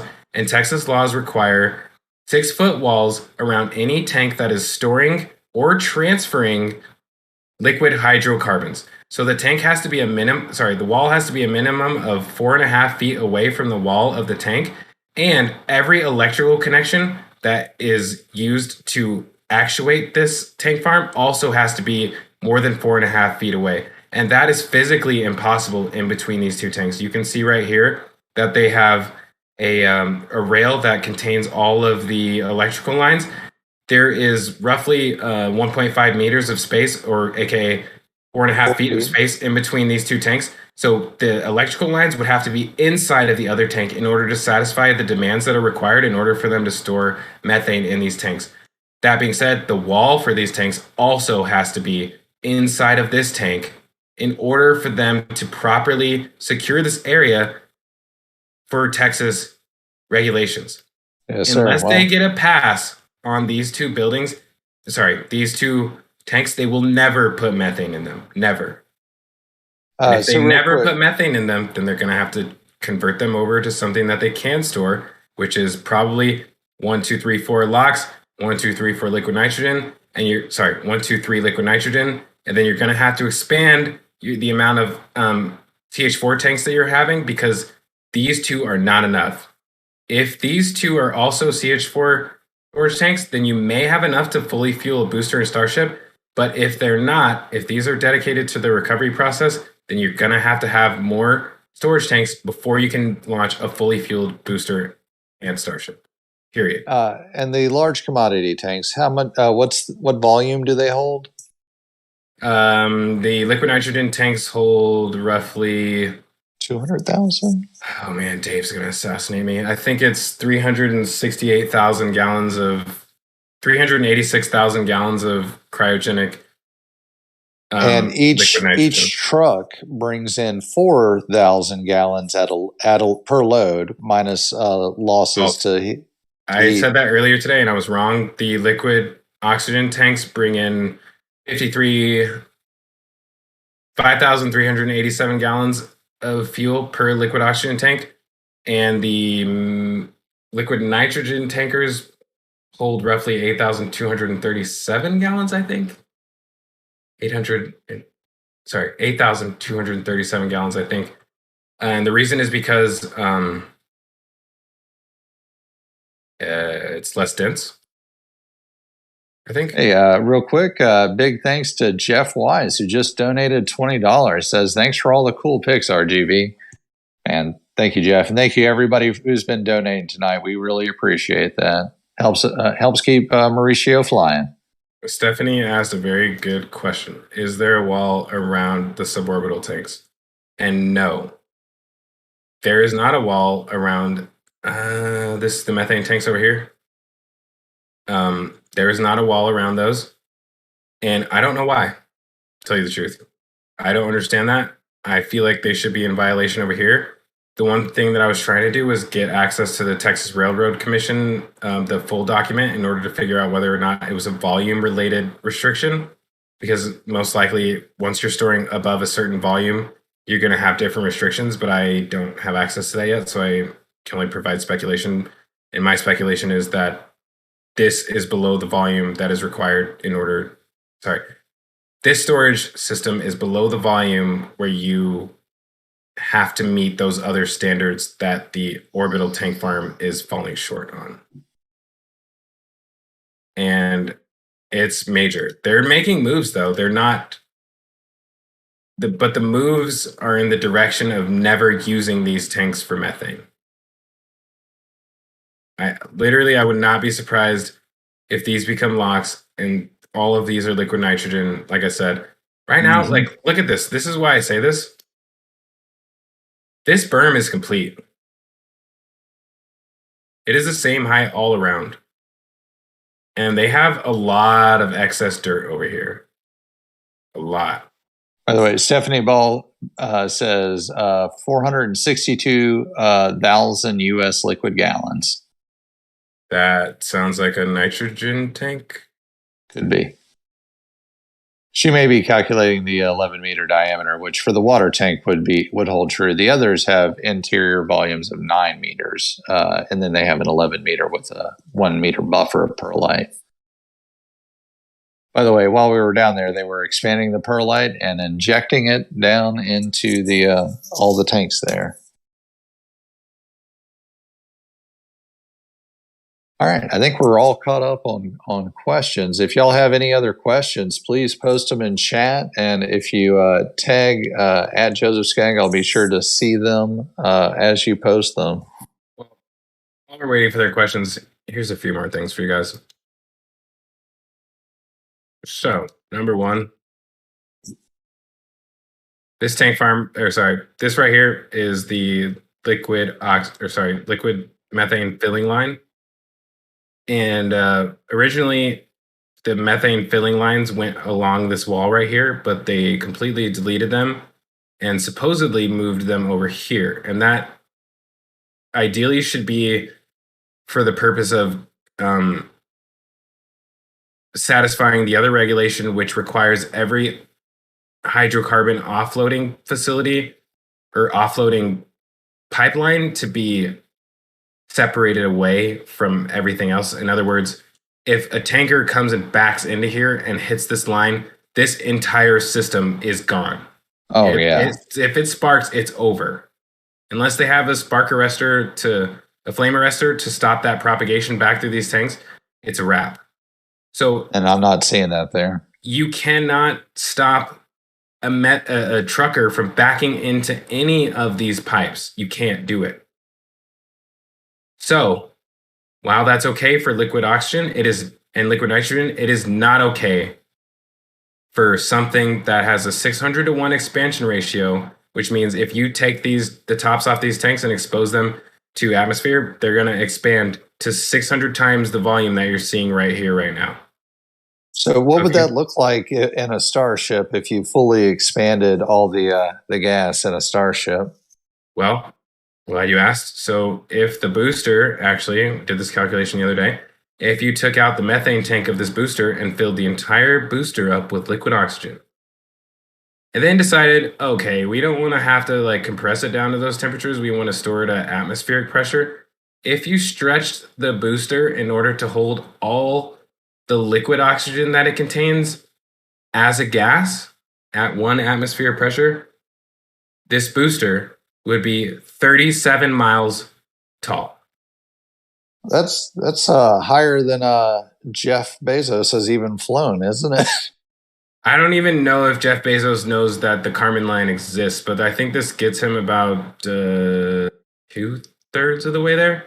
There you go. All he has to do is take a Starship, put it inside of a compressed tube, release the pressure, and slowly rise up into the mesosphere or wherever he normally likes to fly at. But yeah, just visualizing the amount that those molecules are shrunk down in order to fit inside this vehicle. Like I said, if you remove all the low temperature, all the high pressure, this booster becomes 37 miles tall. That is a ton, a massive amount of fuel. So real quick, Giant Rat asked a great question. How could SpaceX have possibly messed up so badly on a fuel farm design? How do you think the engineers allowed that to happen? Reason is most likely, if I had to guess, and this is pure speculation, because they chose to not include petroleum engineers in their design of this facility because they thought they knew better. And petroleum engineers should have experience to know that these rules exist. And if they cut those people out of the deal, then they're going to make mistakes like this. You can't just say, oh, I know how to build tanks. I make 9-meter tanks every day. I'm just going to store all my stuff in tanks. Let's build shells to go over them. You can't just do that. There's rules to storing these hydrocarbons. And if they're being reckless in the way that they want to get things done extremely fast, then they're going to do things like that, which they already have done. They've made multiple mistakes that they just clearly weren't aware of when they made the decision, like the high bay stairs. Matter of fact, look at this. All right. Here's an example. So we all know, or most of us know, that they've been installing stairs inside of the high bay. Well, now, as Phil Kid, who's a commentator for Lab Padre, has pointed out several times, they're also installing them outside of the high bay currently. I'm trying to make sure that this picture loads before I click on it. So right here, they're installing the secondary set of stairs. Every building like this requires 2 sets of stairways in order to certify it for occupation. Probably butchering that. But you need 2. Yeah, in order to get a certificate of occupancy, any building over a certain height must have 2 fire exits separate and sealed from each other. Does one have to be inside and one has to be outside? No, not necessarily.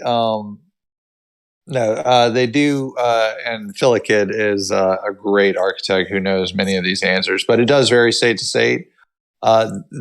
One of them does need to be, I believe, fireproofed or sealed so that it is not itself consumed. In most commercial construction, you encase such a fire exit in cinder blocks. In this case, I believe they've chosen to do it with metal. Yes. You need a fire egress. Let's see if I can quickly grab the picture of that, what that looks like. So we're going deeper into the things that I prepared for, so you guys are going to have to bear with me as I scroll through the unorganized pictures. Looking for Sanchez. I don't know if 11.3 is far enough. I think they were already lifting those into the high bay at like. Look at that. The last remaining section. Wow. All right, hold on. Gonna get it closer to you. By the way, I do love that as you click through the pictures, you can relive the flight. You can see as the plane's turning I around. know, right? All right, sorry guys, bear with me. But look at Mauricio's path as he's flying. I'm gonna go back. Right. As he completes another orbit around. Yeah, the side. you can see it. This is. Oh man. I'm really. I have to say I'm really unorganized when it comes to taking the photos. Typically, when you're up in the air, time is of the essence. So I take every single moment to get shots. Looking back at the build site, while I'm doing an orbit at the launch site, so it might be out of order. Hey, beggars can't be choosers, man. We just out here trying to get the content as we can. I think you are not going back to Sanchez after this. Actually, I may have to settle for another picture. Oh, what were you looking for? The stairway that's inside the high bay, so it's protected. It's actually, I don't even need to show it. It has the same shielding on it that the actual exterior of the building has, except it's located on the interior corner of the building. And now they're building an exterior set of stairs. So I think Maria Pointer was one of the first people that we talked to that said that they needed 2 sets of stairs. And from her story, she told some of the SpaceX employees, and they were like, "What? What do you mean that's a requirement?" She's like, "Yeah, like you have to do that. You have to do that." And they didn't know.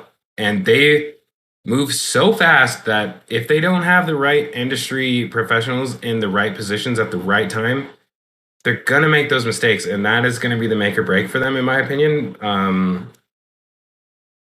But with all that being said, every company goes through that. Yeah, and they are dealing with it far better than everybody else. Right. I'd like to point out that they are really great professionals at pivoting on a moment's notice. They aren't seasoned professionals. And having been on site, there is a mix of old, grizzled aerospace veterans.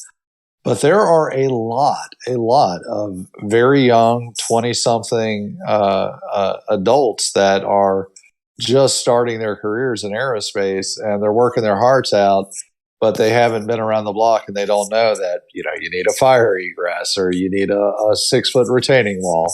So they move fast, they break stuff, mistakes are made, but you cannot argue with the absolute utter success that everything SpaceX has touched has been. I mean, they may not know all the rules, but they break all of them anyway. Yeah, I wish this was an unedited stream. I would just say, screw the rules, do what you got to do. They're very safe while they do that. Like, don't get me wrong. Rules are in place for a reason, and a lot of companies will, if you give them, a few hundred meters, they're going to take several hundred kilometers. But SpaceX, in my opinion, appreciates the land that they have, and they are well aware that this is the absolute most prime location you can possibly launch from within the United States. Period. Right. Giant Rat would like to ask, why hasn't anyone been fired, and do they have permits that must be approved in order for this work to be completed? Well, number one, we don't know whether or not anybody's been fired, but the first thing that we do know is that SpaceX holds people personally accountable for almost everything that they do, which is very rare in large engineering companies like this. So in most engineering companies, you might be responsible. Let's say you're responsible for the aft flaps. So if you design the aft flaps, you design them and then you hand it off to the fabrication team who builds them. Then they hand it off to the team who installs them. And then they hand it off to the team that tests it. And then you get the results passed back to you through those 4 layers. In terms of SpaceX, if you're responsible of the aft flaps, you're also going to be there when they're manufacturing it. You're also going to be there when they're installing it. And you're going to be sitting there at the computer when it's going wrong during the flight. Yes. And you're going to be a part of all of it. And that is the difference between SpaceX and everybody else's personal accountability. That makes it so that the mistakes that they make are handled completely differently. So if you are the person who completely ignored the fact that there are these regulations that are in place for that tank farm, yes, they could fire you. or they could hold you responsible for finding the solution, which is actually the better route. And I think that route is underused by companies. 100%. 100%. They, when people make mistakes, they tend to fire them instead of giving them the chance to be the one who is going to care the most to resolve the issue. You fight like hell whenever it's your job on the line. Yes. Somebody SpaceX pointed out a really great comment. SpaceX is using the agile design method that's normally applied to software, but they're now using it in manufacturing. They're designing, rapidly prototyping, iterating, pushing out to production, moving fast and breaking stuff. So I'm in the IT industry. I know you have a computer science background yourself, and it's easy to see how wonderfully this is being applied in a manufacturing environment where it's much harder to change the base code. But they are moving fast. Speaking of moving fast, we're moving slow, and we haven't made it to the launch site yet. I'm going to close out the build site. Let's get back to the, what date are we on? Mauricio, so whenever we do get back to the launch site, I would definitely like to point out that what it takes to get from where we are now to a launch. Do you think we can cover that in a brief moment? Oh yeah, watch this. So one of the really cool things that a lot of people aren't aware of because of the fact that this vehicle is so far away from everything else is the fact that Ship 20 is more than likely further along in its thermal coverings than Booster 4. It's probably 100% complete almost as far as thermal coverings, and I'm looking for... I don't know if I went back far enough. I think I'm 1 week too early right now. Let me go back a little further. Sure. So just to cover some of the key things that need to be completed, they're going to have to finish the cryogenic testing of Booster 4. They're going to have to complete the deliveries of methane. They're going to have to complete the storage tanks for the methane as well as the chillers. They're going to have to complete their testing campaign of Ship 20, which, by the way, they did have one test of Ship 20 that appeared to have not completed successfully. So I suspect that they may have one more static fire using the header tanks that we covered earlier of Ship 20 before it is stacked for final integration. The arms are probably not going to be used on the first launch. They are not 100% necessary, though they would be nice for lifting the ship. That said, however, these are not going to return to the launch site. The booster, if everything goes well, is going to land just a few miles off the coast in the Gulf of Mexico.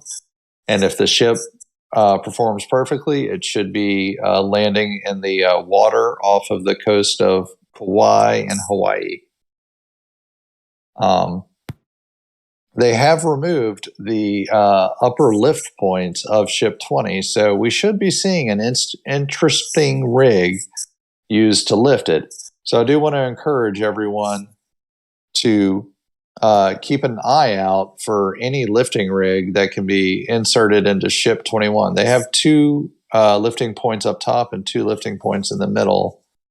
And we have not yet spotted the rig that can lift that from the middle of the ship. So, well, I can tell you right now, the first place you're going to see is probably in RGV's Flyover because it probably is already on site.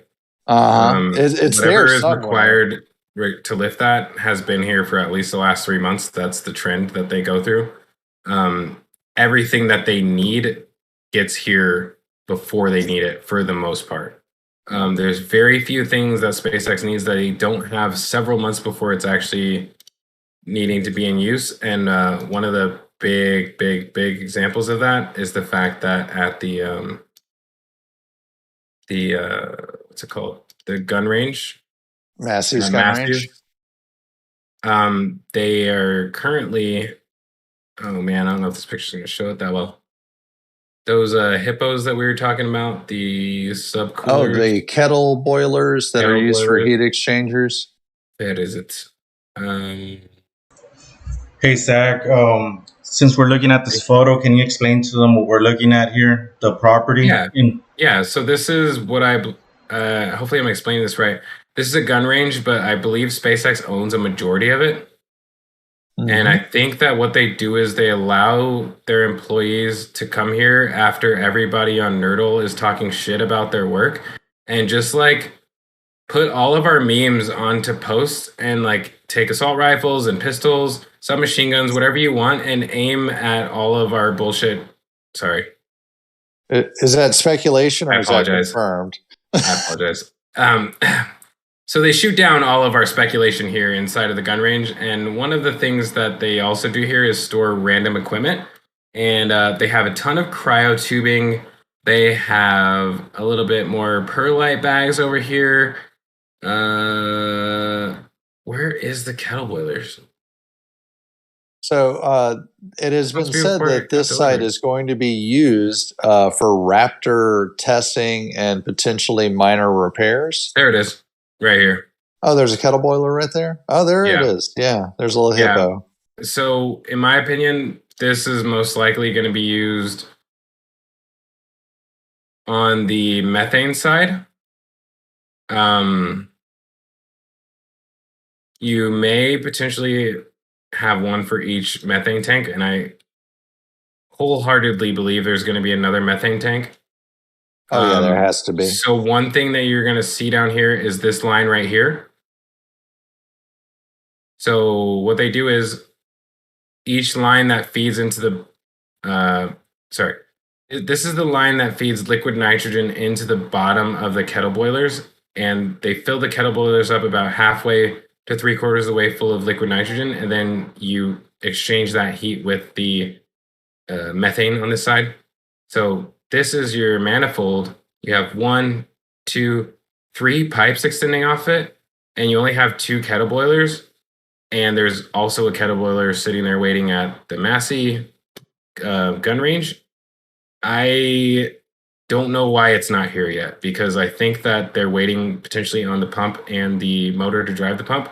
Yep, and they have mounts for a 4th one there as well. Yep, there should be 4. And on the other side, you can't really tell because what a great there picture. Was LOX and liquid nitrogen cloud.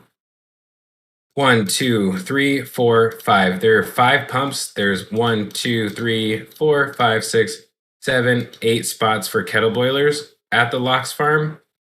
But if we're talking about pure insulation capacity, these tanks have 1.5 meters of insulation space, which is a 9-meter tank or a 4.5 meter diameter plus an 11-meter tank, which is a 5.5 meter radius. So you have a whole meter of space in between the shell and the tank, which is way more insulation than you're ever going to get out of these. So for long-term storage, theoretically, you need way more pumps for these in order to get it through faster. I don't know. That's speculation, in my opinion. I try and be very clear when I'm speculating, but I mean, let's be real. The pumps are about 1/4 of the size. The CH4 pumps are like almost unseeable when it comes to comparing them to the LOX pumps.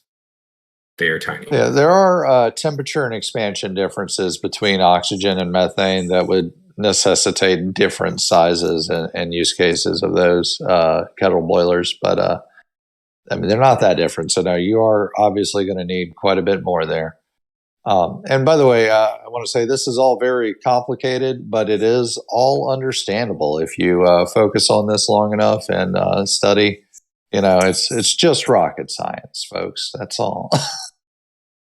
Not even. This stuff is where rocket scientists get confused because it violates all of their laws. SpaceX is violating a lot of laws that people thought existed before, like doing a cryo test with liquid oxygen instead of liquid nitrogen, that's a violation of laws that, in my opinion, like I personally, if somebody can find an example of somebody doing a cryo test with liquid oxygen, I would love to see that, but I don't think it's ever been done.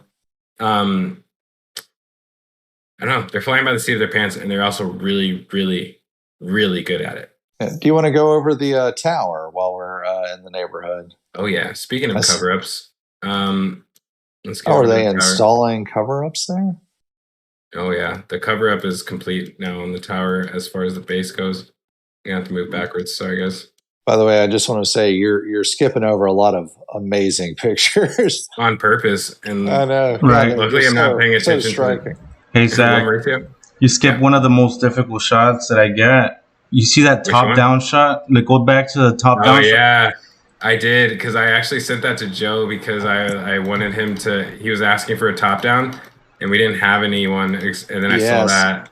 By the way, Mauricio, I am shamelessly stealing just random photos I find for my Photoshops. Thank you, I appreciate it. Did you have to lean out of the window for this? No, so when we're directly over the tower, what I tell the pilot is to pitch the aircraft to the left so that we're almost directly looking down. Wow. AKA so look at the grid fin is almost invisible there. Look at that. Like, it's so top down, the grid fin disappears. I can only see one of them. I know. Oh, where's wow, the other? Mauricio. You really got it. Holy crap. Look at that.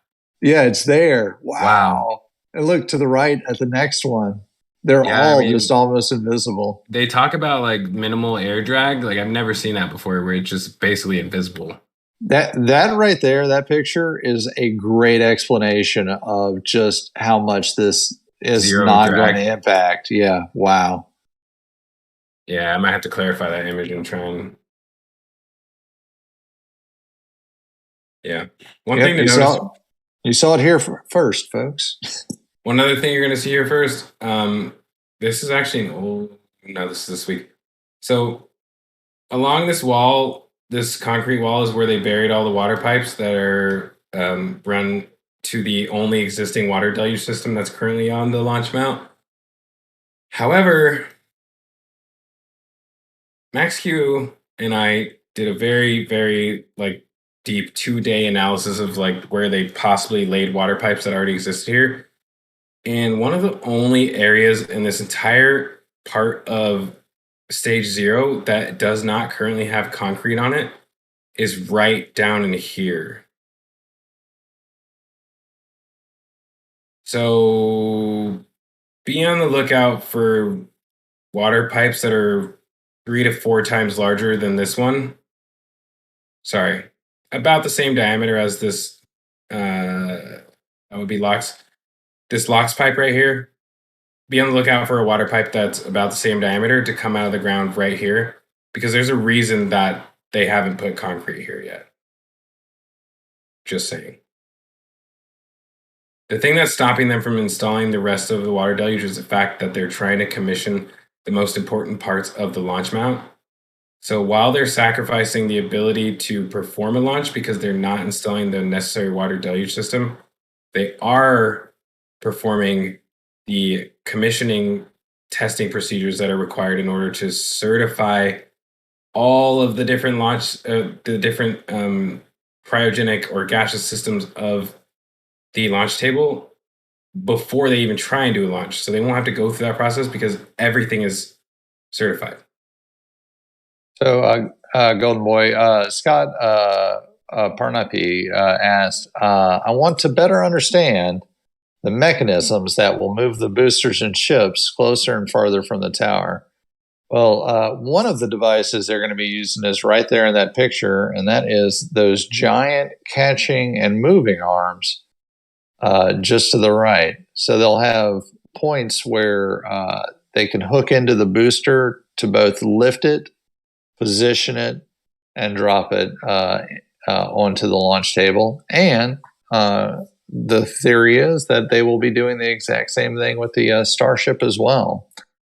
Now, to get those out there, they use those vehicles we described earlier, the SMTPs, the SPMTs, self-propelled motorized transports. They're very powerful electric motors hooked to 18, 30-wheeled vehicles, and they'll actually gang them together, one on each corner, to transport the booster from the build site to the launch site. And they'll actually pull it right up to where a crane can lift it and move it, or in the future to where the catching arms can lift and position it into place. Back to you, Golden Boy. Well, touching on that subject, one of the big things that, in my opinion, is the biggest missing thing still is not only removing this cascade of scaffolding from the each of the tower legs, but the most incomplete part of the entire Mechazilla system is this right here, in my opinion. And one thing that I've seen from Owa, who keeps changing his official name, so I can't tell you what it is currently. These two surfaces should be separated, and there should potentially be a quote-unquote tank track in between them. And that tank track should be roughly this length. And it should have the ability to move up and down the arms. And the reason you do that is so that as long as you land the booster in between here and here, you can move it back into the position that it needs to be in order to be at the center of the launch mount.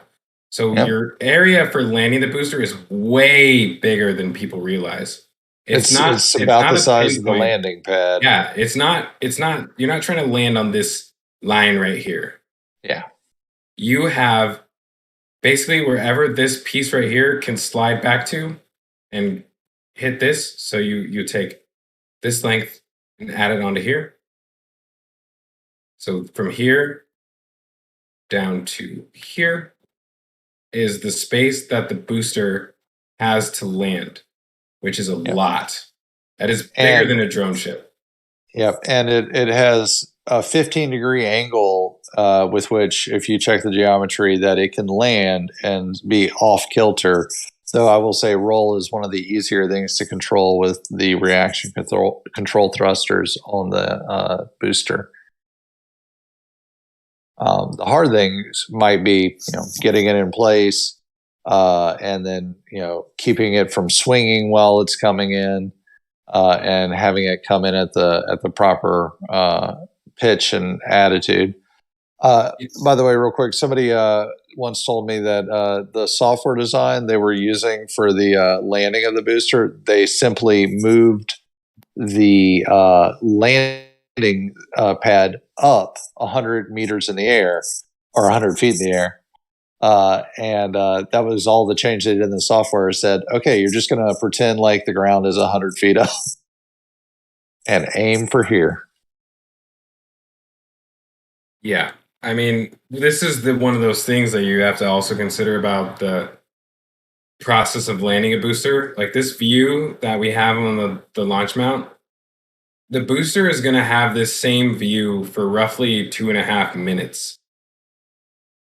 So if you take the same view and think of it like 50,000 feet up, the booster is going to be slowly coming back in from the ocean.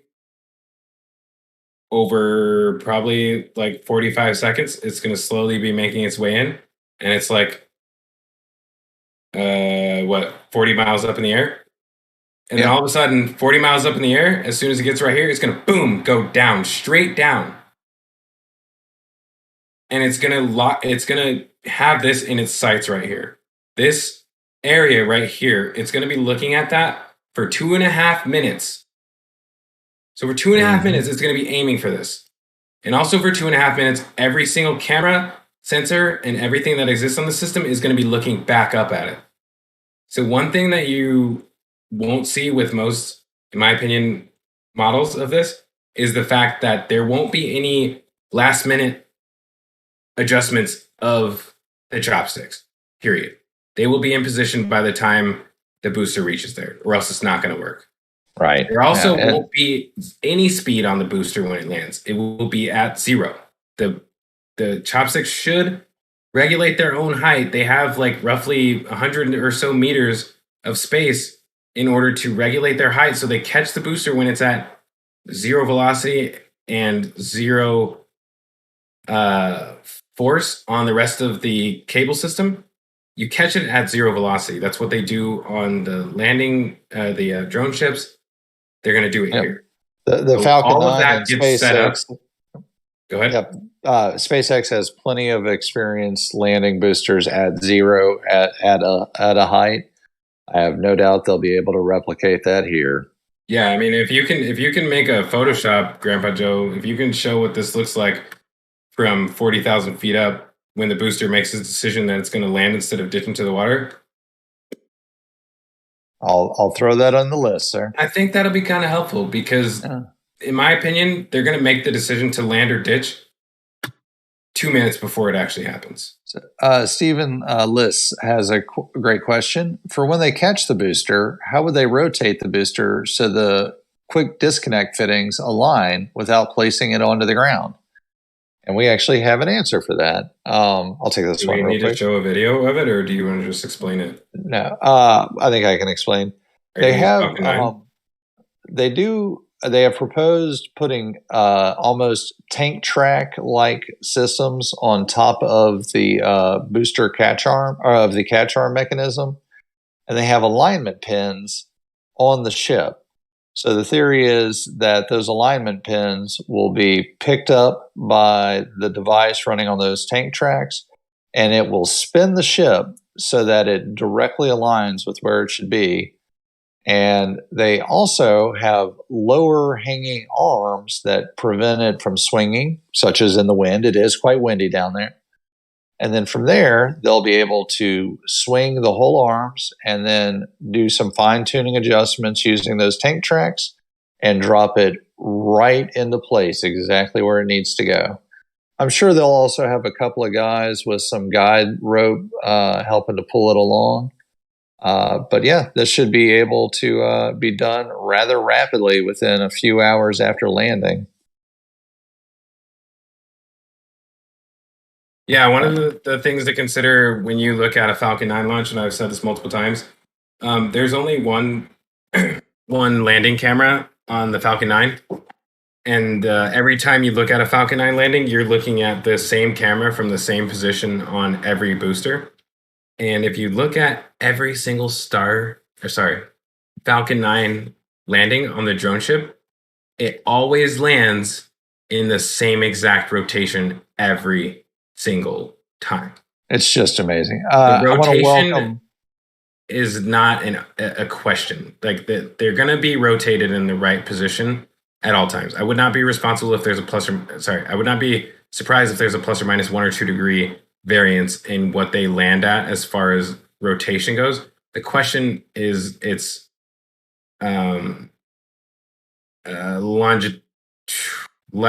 Sorry, I'm not going to do this. What is its horizontal position? What is its distance away from the tower? Yes. What is its distance away from the launch table? Yeah, there's so many units you could use to measure that. I do want to welcome Clever Girl, which is great for a Raptor, coming in as an RGB flight supporter on YouTube. Thanks for joining the team. And I want to point out, Giant Rat asked, I thought the booster was going to land in the water. The first one, booster number 4, is not going to return to the launch site. That said, sometime in the very near future, they will return to the launch site and they will be caught in the air by this catch mechanism. First one's not going to do it. Second one probably won't. Third, we'll see. That's debatable. I think Elon is very he hasn't said it in a while, but he thought that B5 was going to land. I mean, we're entering the zone of B5 never even flying. But I don't know. I still like to think that, in my opinion, their booster performance is already pre-calculated. Mm-hmm. All they have to do is change the engine layout and the You want to go to the next? performance characteristics of the booster, the Starship Super Heavy booster compared to a Falcon 9 booster, and make adjustments to its performance based on that, and your also changes in your grid fin positions, and that's all simulation based. So you know how it's going to perform before you even launch it. That's not the question. I would not be surprised if they try and catch the second booster. Never mind. I'm not going to say it. I'm almost sure. You know what I was going to say, but I'm not going to say it. I think this is just crazy enough. It might work. It might work. So let's get back to the cover up. One of the big things that they did this week. Oh, man. Wow, Mauricio? Just kidding.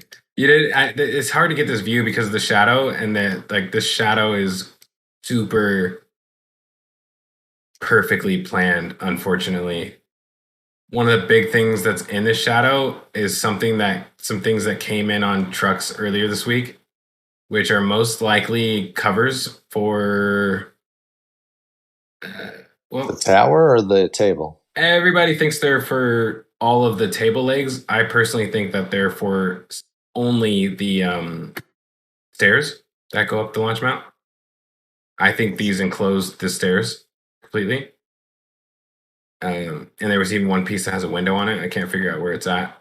But I think these are for thermally protecting the stairs because they're like far under supported thermally than every other piece of the structure. So like if you look at just the general like thickness of most of this material, it's so big that the heat transfer is going to have to take several minutes to make its way into the core of the structure before it actually starts to do like physical damage onto the supports.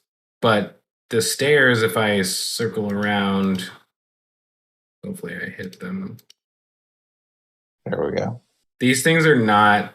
They're very flimsy. They're very flimsy in comparison to the rest of the launch mount. And that even includes just the temporary supports that they use for the conduit and for the cryo tubing. This is far less protected than everything else. I would not be surprised if all of this right here is 100% related to protecting the stairway so they don't have to rebuild it every time they do a static fire. That's a good theory. And yeah, just we'll point out that whenever this thing launches, whenever they light this candle, it will be powerful. It will be hot. It will be loud. And it doesn't just immediately get let go. They're going to do a startup check and fire up all the engines and hold on to it for a moment. So that thing is going to be rocking for a moment. And then when they do let it go, boy, you'll just never see anything like that. Now that we're talking about this, how much concrete do you think is going to get damaged from all those Raptors? None of it. It's pretty high up. They are having a water deluge system, which should suppress some of the fire. That said, I am the proud owner of some Martite from the last time they thought that they weren't going to do any damage. Wait, are you the guy? Oh, okay, never mind. I thought you were the guy selling rocks on the side of the road. No, I'm not selling anything. No, I just picked up some rocks off the side of the road. So, but Mauricio, one thing to consider really quickly, as far as the deluge system that we know exists right now, it actually is right below this ring, and it goes down and in. So there's basically pipes on the left and right side of each leg that go towards the middle.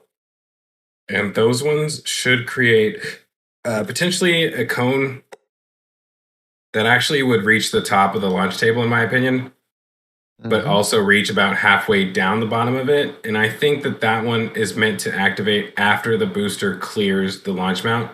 The ones that we currently see should turn on because the cone that they're going to create is very large and it would touch the engines. So it's probably a secondary deluge system. In my opinion, what we're looking for is something to be mounted onto the bottom of this that creates a curtain in between each leg. And on top of that, there should be another water deluge system somewhere in the middle that either creates a downwards cone to capture all of the exhaust or creates a flat sheet all the way across that activates before the engines ignite, because the one that exists, like I said already, turns on after the booster clears the tower. So you need something to activate before the engines ignite, something to activate as you're throttling up, something to activate as you clear the tower, and then you need something that's just active 100% of the time. And they only have one of those right now, and that's the one that clears the tower. So there is up to 3 more water deluge systems, in my opinion, that still need to be installed on here. And feel free to blow up my Twitter comments if that ends up not happening in 2 months. I think the first launch is actually going to be in February, in my opinion. But yeah, I'm thinking sometime in February. I'm hoping for the beginning. By the way, shout out to Keith Tay. Thanks for joining RTV Flight Support. Great name, by the way. Flight Support. Yes, Yeah. Keith. Go ahead and check all the members on the. Everybody that's a member gets access to the gallery. I already posted the link about an hour ago. So I wanted to touch on some of the other stuff that's happening here, but what I'll say really quick, hopefully you guys don't make me go and prove it, but what happened is when they built this bunker, they ran a whole bunch of conduit down here and towards the launch mount. So while they were doing that, they had a ton of water pipes right here on the launch pad. And that was the 1 week that Mauricio, I can't remember what happened, but it was about 20 days in between his flyovers.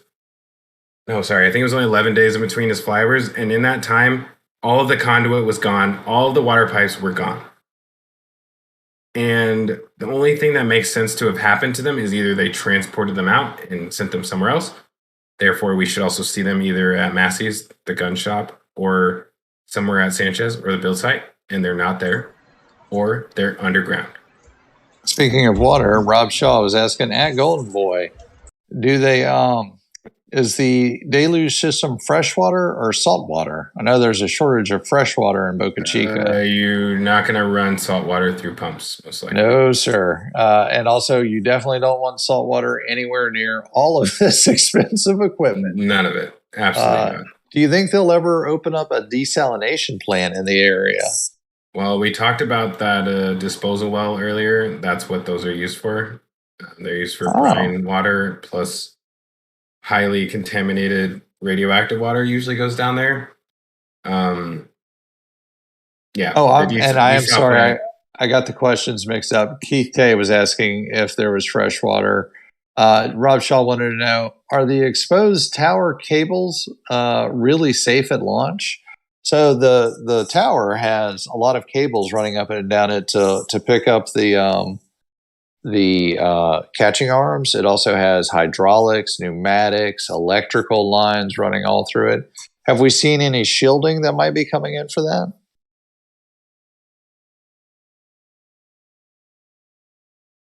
Well, if you're talking about covering up the actual tower itself, we have.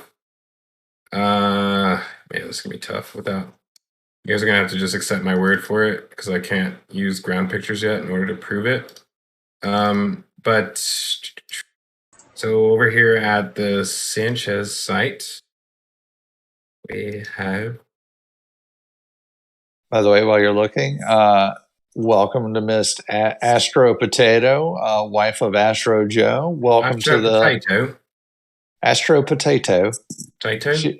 She is a member of RGV Flight Support, and that's the end of our British section. Thank you. RGV Flight Support. I think I'll decide when I want to end the British section. Thank you. Astro Potato, thank you for joining us. What we're looking at here is basically where they like to store all of the excess material and all things that they're not willing to install. So you have all of the jigs that they will use to build OLIT number 2.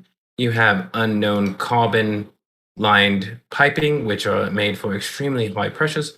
And down here, you will see that there was an extreme amount of wind damage here at Starbase over the last week.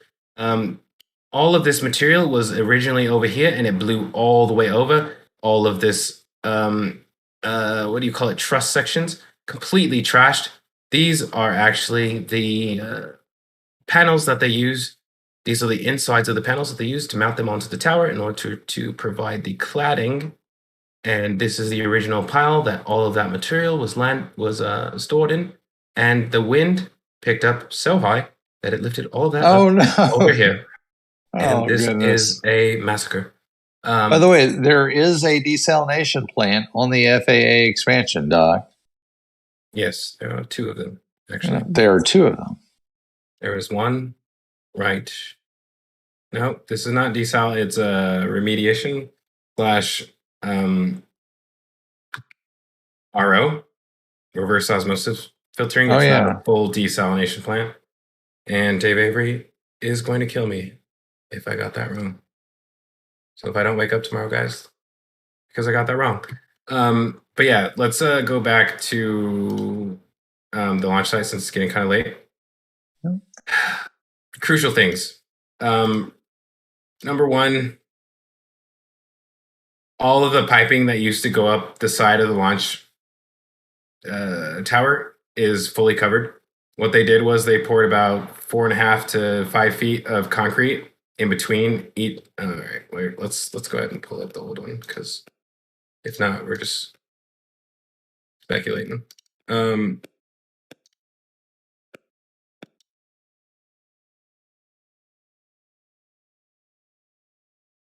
While you're looking, it's being asked a few times whether the FAA will delay the launch. I'll mention here that I work in the government sector, and the government, if one thing, likes to follow rules, and they like to follow the bureaucratic process, which usually ends up being away from the politics and focusing more on the process and procedure.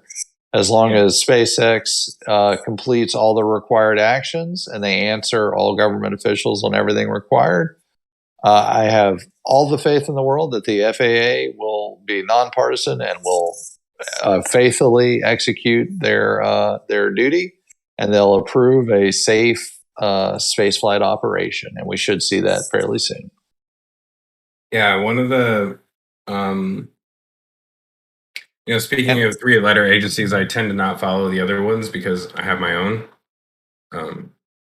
And welcome to Tom Brooks, RGV flight supporter, another member.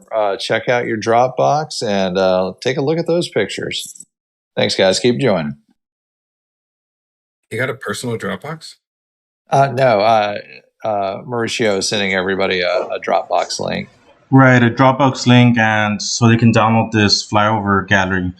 But one thing to note for all Patreon memberships as well is that once you become a Patreon, you have access to all past flyovers as well. So something to keep in mind. Yeah. So if you want to get, take the time to get caught up on everything that's happened, you have the ability to go back and verify things yourself. And me personally, I like the more people, in my opinion, that have access to this stuff, the better, is because, I don't know. I go off gut feelings a lot. So if other people are analyzing this stuff further than I am, then I would like to see your opinions.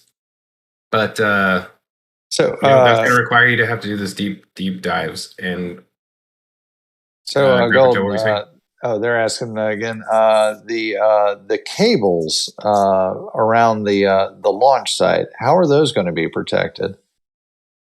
Cables?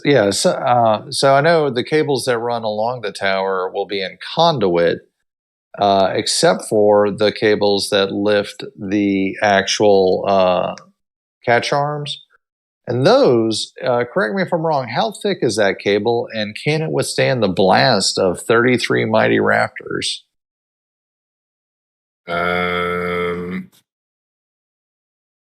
Well, the cable will not be in direct contact with the engines. I think the only thing that will be, the exhaust, the only thing that will be in direct contact would be the top of the launch mount and the R-type. No, the top of the launch mount might be the only thing that's in direct contact. And that might even be a stretch. It might just be air that's in direct contact with the exhaust from Raptors. If they design their deluge system properly, nothing should ever come in direct contact with full heat and the fire. pressure, heat, fire, and volumetric flow rate of heat transfer that's going to result from those engines. Ideally, you don't want anything related to the launch system or stage 0 to come in contact with that. Yep. So I personally think that their deluge system is going to have an additional 3 to 4, maybe even 5 layers than what we've seen. Wow. Personally. And also, I'll mention that those cables are 2 inches thick, so they could really take a good roasting. And they're made of steel, so yeah, I might went completely expand off a your little. subject. The other thing about that is those cables are tucked in on the other side of the building. So and they're a good distance away. That's a bigger table and a bigger distance between the table and the tower than you would imagine. Yeah, I mean, if you look at this picture right here, like if let's say the building was impenetrable as far as explosions go, if this vehicle exploded right here, the entire cable system, other than what's in front, which is, now that I think about it, probably what he was talking about. Yeah, that cable system up front is screwed. The one in the back is probably protected. This one right here, there's no chance for any of that. Unless they put like a cover over the entire thing, there's no protecting that. The cover would have to be like an armadillo type cover where it like it's like a shell and it extends and retracts. There's absolutely no way to protect this cable unless you're having a, oh man, I can't even think of anything that's not. Yeah. Well, sir, time will tell. Dang, that was a good one. I didn't realize what he was talking about until I actually thought about it. And if that wasn't what he was talking about, then you should pretend like it was, because we hold you in high regards right now, sir. Oh, also, if you lift the entire catch arms all the way up to the top, the cables aren't exposed anymore. That would solve that. There you go. Problem solved. Yeah, ideally you're making a dog leg at that. No, I take that back. Okay. The flame should be like 20 meters away from the actual tower, so it should never actually contact it. However, at the bottom where you have the exhaust flow curling around the building is where you have to deal with that the most. But as long as the arms, the chopsticks, are higher up on the tower, which they should be, I don't think that's going to happen. And speaking of something that we talked about earlier, as far as stretching the Starship goes, I'm pretty sure that the Mechazilla arms only have to reach this level right here in order to reach the Starship lift the Starship onto the top of the booster. So I would have to calculate it out and or look at Sapphire Cam in order to find the exact height.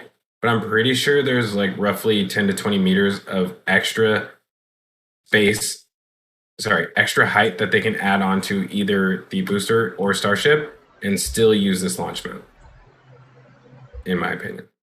I agree. Hey, sounds Zach, like a solid plan. Is there a way to pull up the full stack to figure that out or no? You've been waiting for this full stack the whole day, and I've been waiting to put it up. Nah, the full stack. Oh, you don't want the half stack? No. Okay. Let's go with the full one then. And it was this might not be it, because the fact that you started taking pictures of the build site before you took pictures of. Should be in August. I August. do every week. August 28th, I think. Let me check. What? I thought it was the day that you did 3 flyovers in a row. So the 6th? Ha. A row.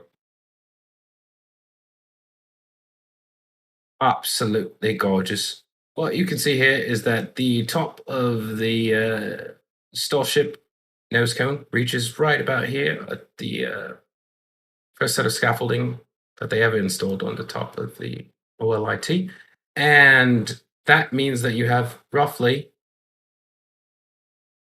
I would say, 10 to 20 meters of extra space that you can install a taller Starship. However, the lift points are way down here and down here. Therefore, the top of the vehicle theoretically can exceed the height of the tower. So, Quite a with significant margin. there's been mention that they may be extending the height of the Starship by an additional 3 rings. Do you think that would pose any problems in lifting it on using the same equipment? Otra vez? 3 rings for the new extended Starship. Oh, so at this current height, the top of the Mechazilla arm should be roughly right here, I think, because the top of the Starship is here. Actually, the first lifting point for the Starship should be down here, somewhere in between this area. Therefore, you can increase the Starship height by roughly this amount. Let's put in a factor of safety and say this amount. I think that's 6 meters. So you can increase the Starship by 6 meters safely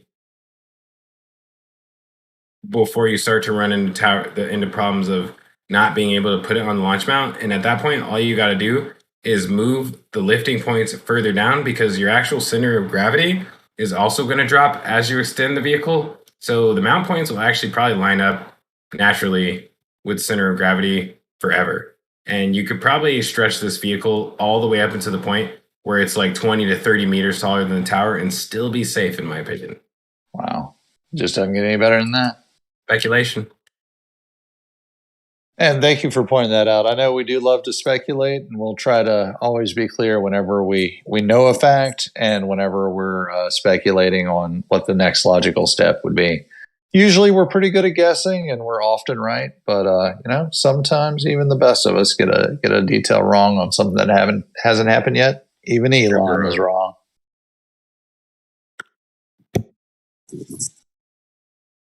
Wow. We actually went far longer than I expected to. But I personally have to leave soon. I have some things to take care of in the morning. Yep, and I am currently at 1% battery, so I was about to be forced out either way. You were just going to leave us to handle that problem by yourself? Well, I was posting. We might have to work on that. We might have to work on that. I wasn't expecting it. I wasn't expecting it to last this long. At the most about an hour. So I don't know what the feedback. If you guys have any feedback regarding the stream, if you guys want us to do this again, let us know in the comment section. And I think one thing to mention is whether or not you guys think that auditory explanations of this stuff is enough, like to the point where it could potentially be a what do you call it? Yeah, I think a podcast format is definitely. Yeah, I love listening to podcasts. So I've always wished there was a Starship podcast. So maybe we can start making it. That said, whenever going over the RGB videos, boy, this YouTube format is just wonderful. It, you can see it, you can comment on it. They can ask questions, and we can get instant feedback. And doing a podcast and video format, you might be speaking about something you're looking at, and anybody listening in will know. So as long as we're sure to use very descriptive language, I think we can get away with just doing it in one shot. Yeah, more descriptive language, less colorful language. I'm sorry, guys. Hopefully this video doesn't get deleted off of YouTube because of my language usage, but I felt a little free tonight, so I promise I'll keep that in check in the future in case you guys want to bring your children. But yeah, thank you guys definitely for joining us. It was very surprising that over 300 people hopped in on a Thursday night, honestly. Yeah, and on short notice. And Mauricio, thank you so much, for all these wonderful pictures and all the hard work you do every day for this. And thanks for putting this together, man. We're really glad you spurred this on. Yeah, it's been really fun hanging out with you guys, and I didn't really chime in that much. You guys are really the experts on this, but we'll set this up again in the future. And well, tomorrow It's gonna be a busy day over here. I want to say happy holidays to everybody that's out there listening, and I don't know if you guys want to say anything before we wrap it up. Yeah, I don't know.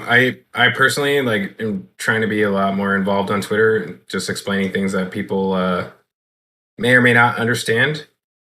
But my goal is to use primarily aerial photos because they like give the clearest view of things. So if you guys like what you're hearing tonight and you want like more in-depth explanations, definitely follow all three of us on Twitter. I mean, I think our names are still showing up on the bottom as far as Twitter handles go. If not, Yep. Somebody in the chat could probably point it out to you guys. But our goal is basically to like tell you guys about things before they happen instead of explaining it after they happen. That really is only possible when you have images like this that allow you to see things from this high up. So, I hope you guys appreciate the fact that we have this kind of access, and also appreciate the fact that SpaceX is still allowing this to happen, because I truly believe they have enough sway to stop Mauricio from flying if they choose to. So I think that we should all appreciate this stuff and make it known to SpaceX potentially in some way or form that is convenient to you, that we do appreciate this and we don't want it to stop. And this, in my opinion, is crucial to their operation. The fact that we're this invested is important, because if they have any situation when it comes to doing their first orbital launch that results in a failure, right, coming directly off a PEA, like they're going to need people that support them like us in order to back them up. And ideally that stuff is never going to happen. But I feel like the more in depth that we get into this content, the more that we understand, the more that we can like speak it to other people, the more it becomes real. And the more support that they have, the more support that the community behind them, like RGV, which is actually the Rio Grande Valley, which isn't just a name, it's like a group of people. It's like a whole community. You know what I mean? Like Rio Grande Valley needs to be involved in all this stuff, and that, starts in the air right now. So I hope you guys support the origins of like pretty much all of this stuff that we're trying to put together. And in particular, Mauricio has been doing these flyovers since day one, and I'm glad that we're finally able to like show this to you guys in a different way that we have in the past. So yeah, leave the rest to you, Mauricio.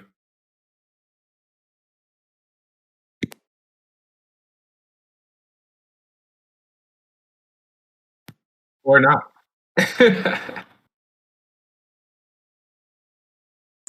Sorry, it looks like I was muted there. So yes, I'm extremely grateful for what SpaceX has done and for allowing us to document the sites, from the air. I do want to say we do follow all rules and regulations that are associated with this. We abide by all FAA rules and regulations, TFRs.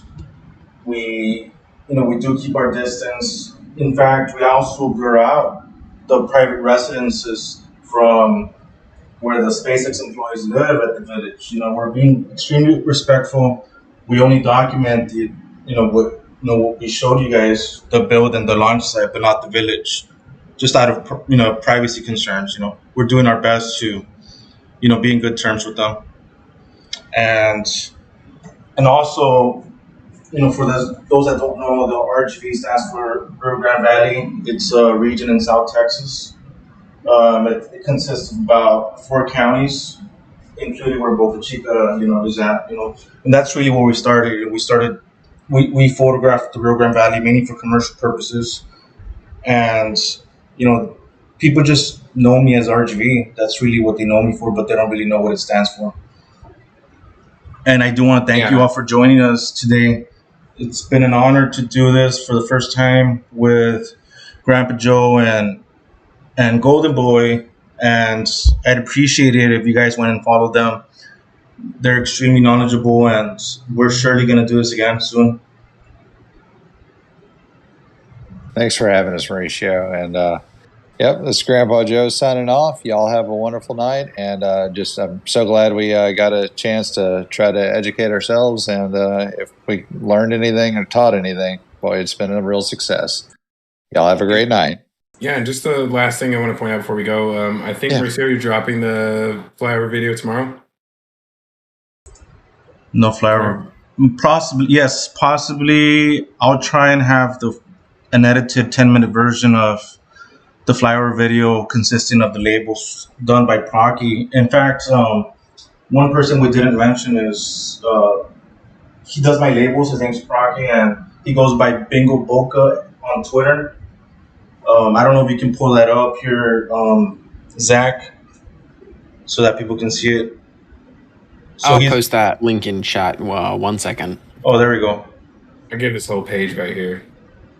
Luckily, he doesn't have anything to hide on it.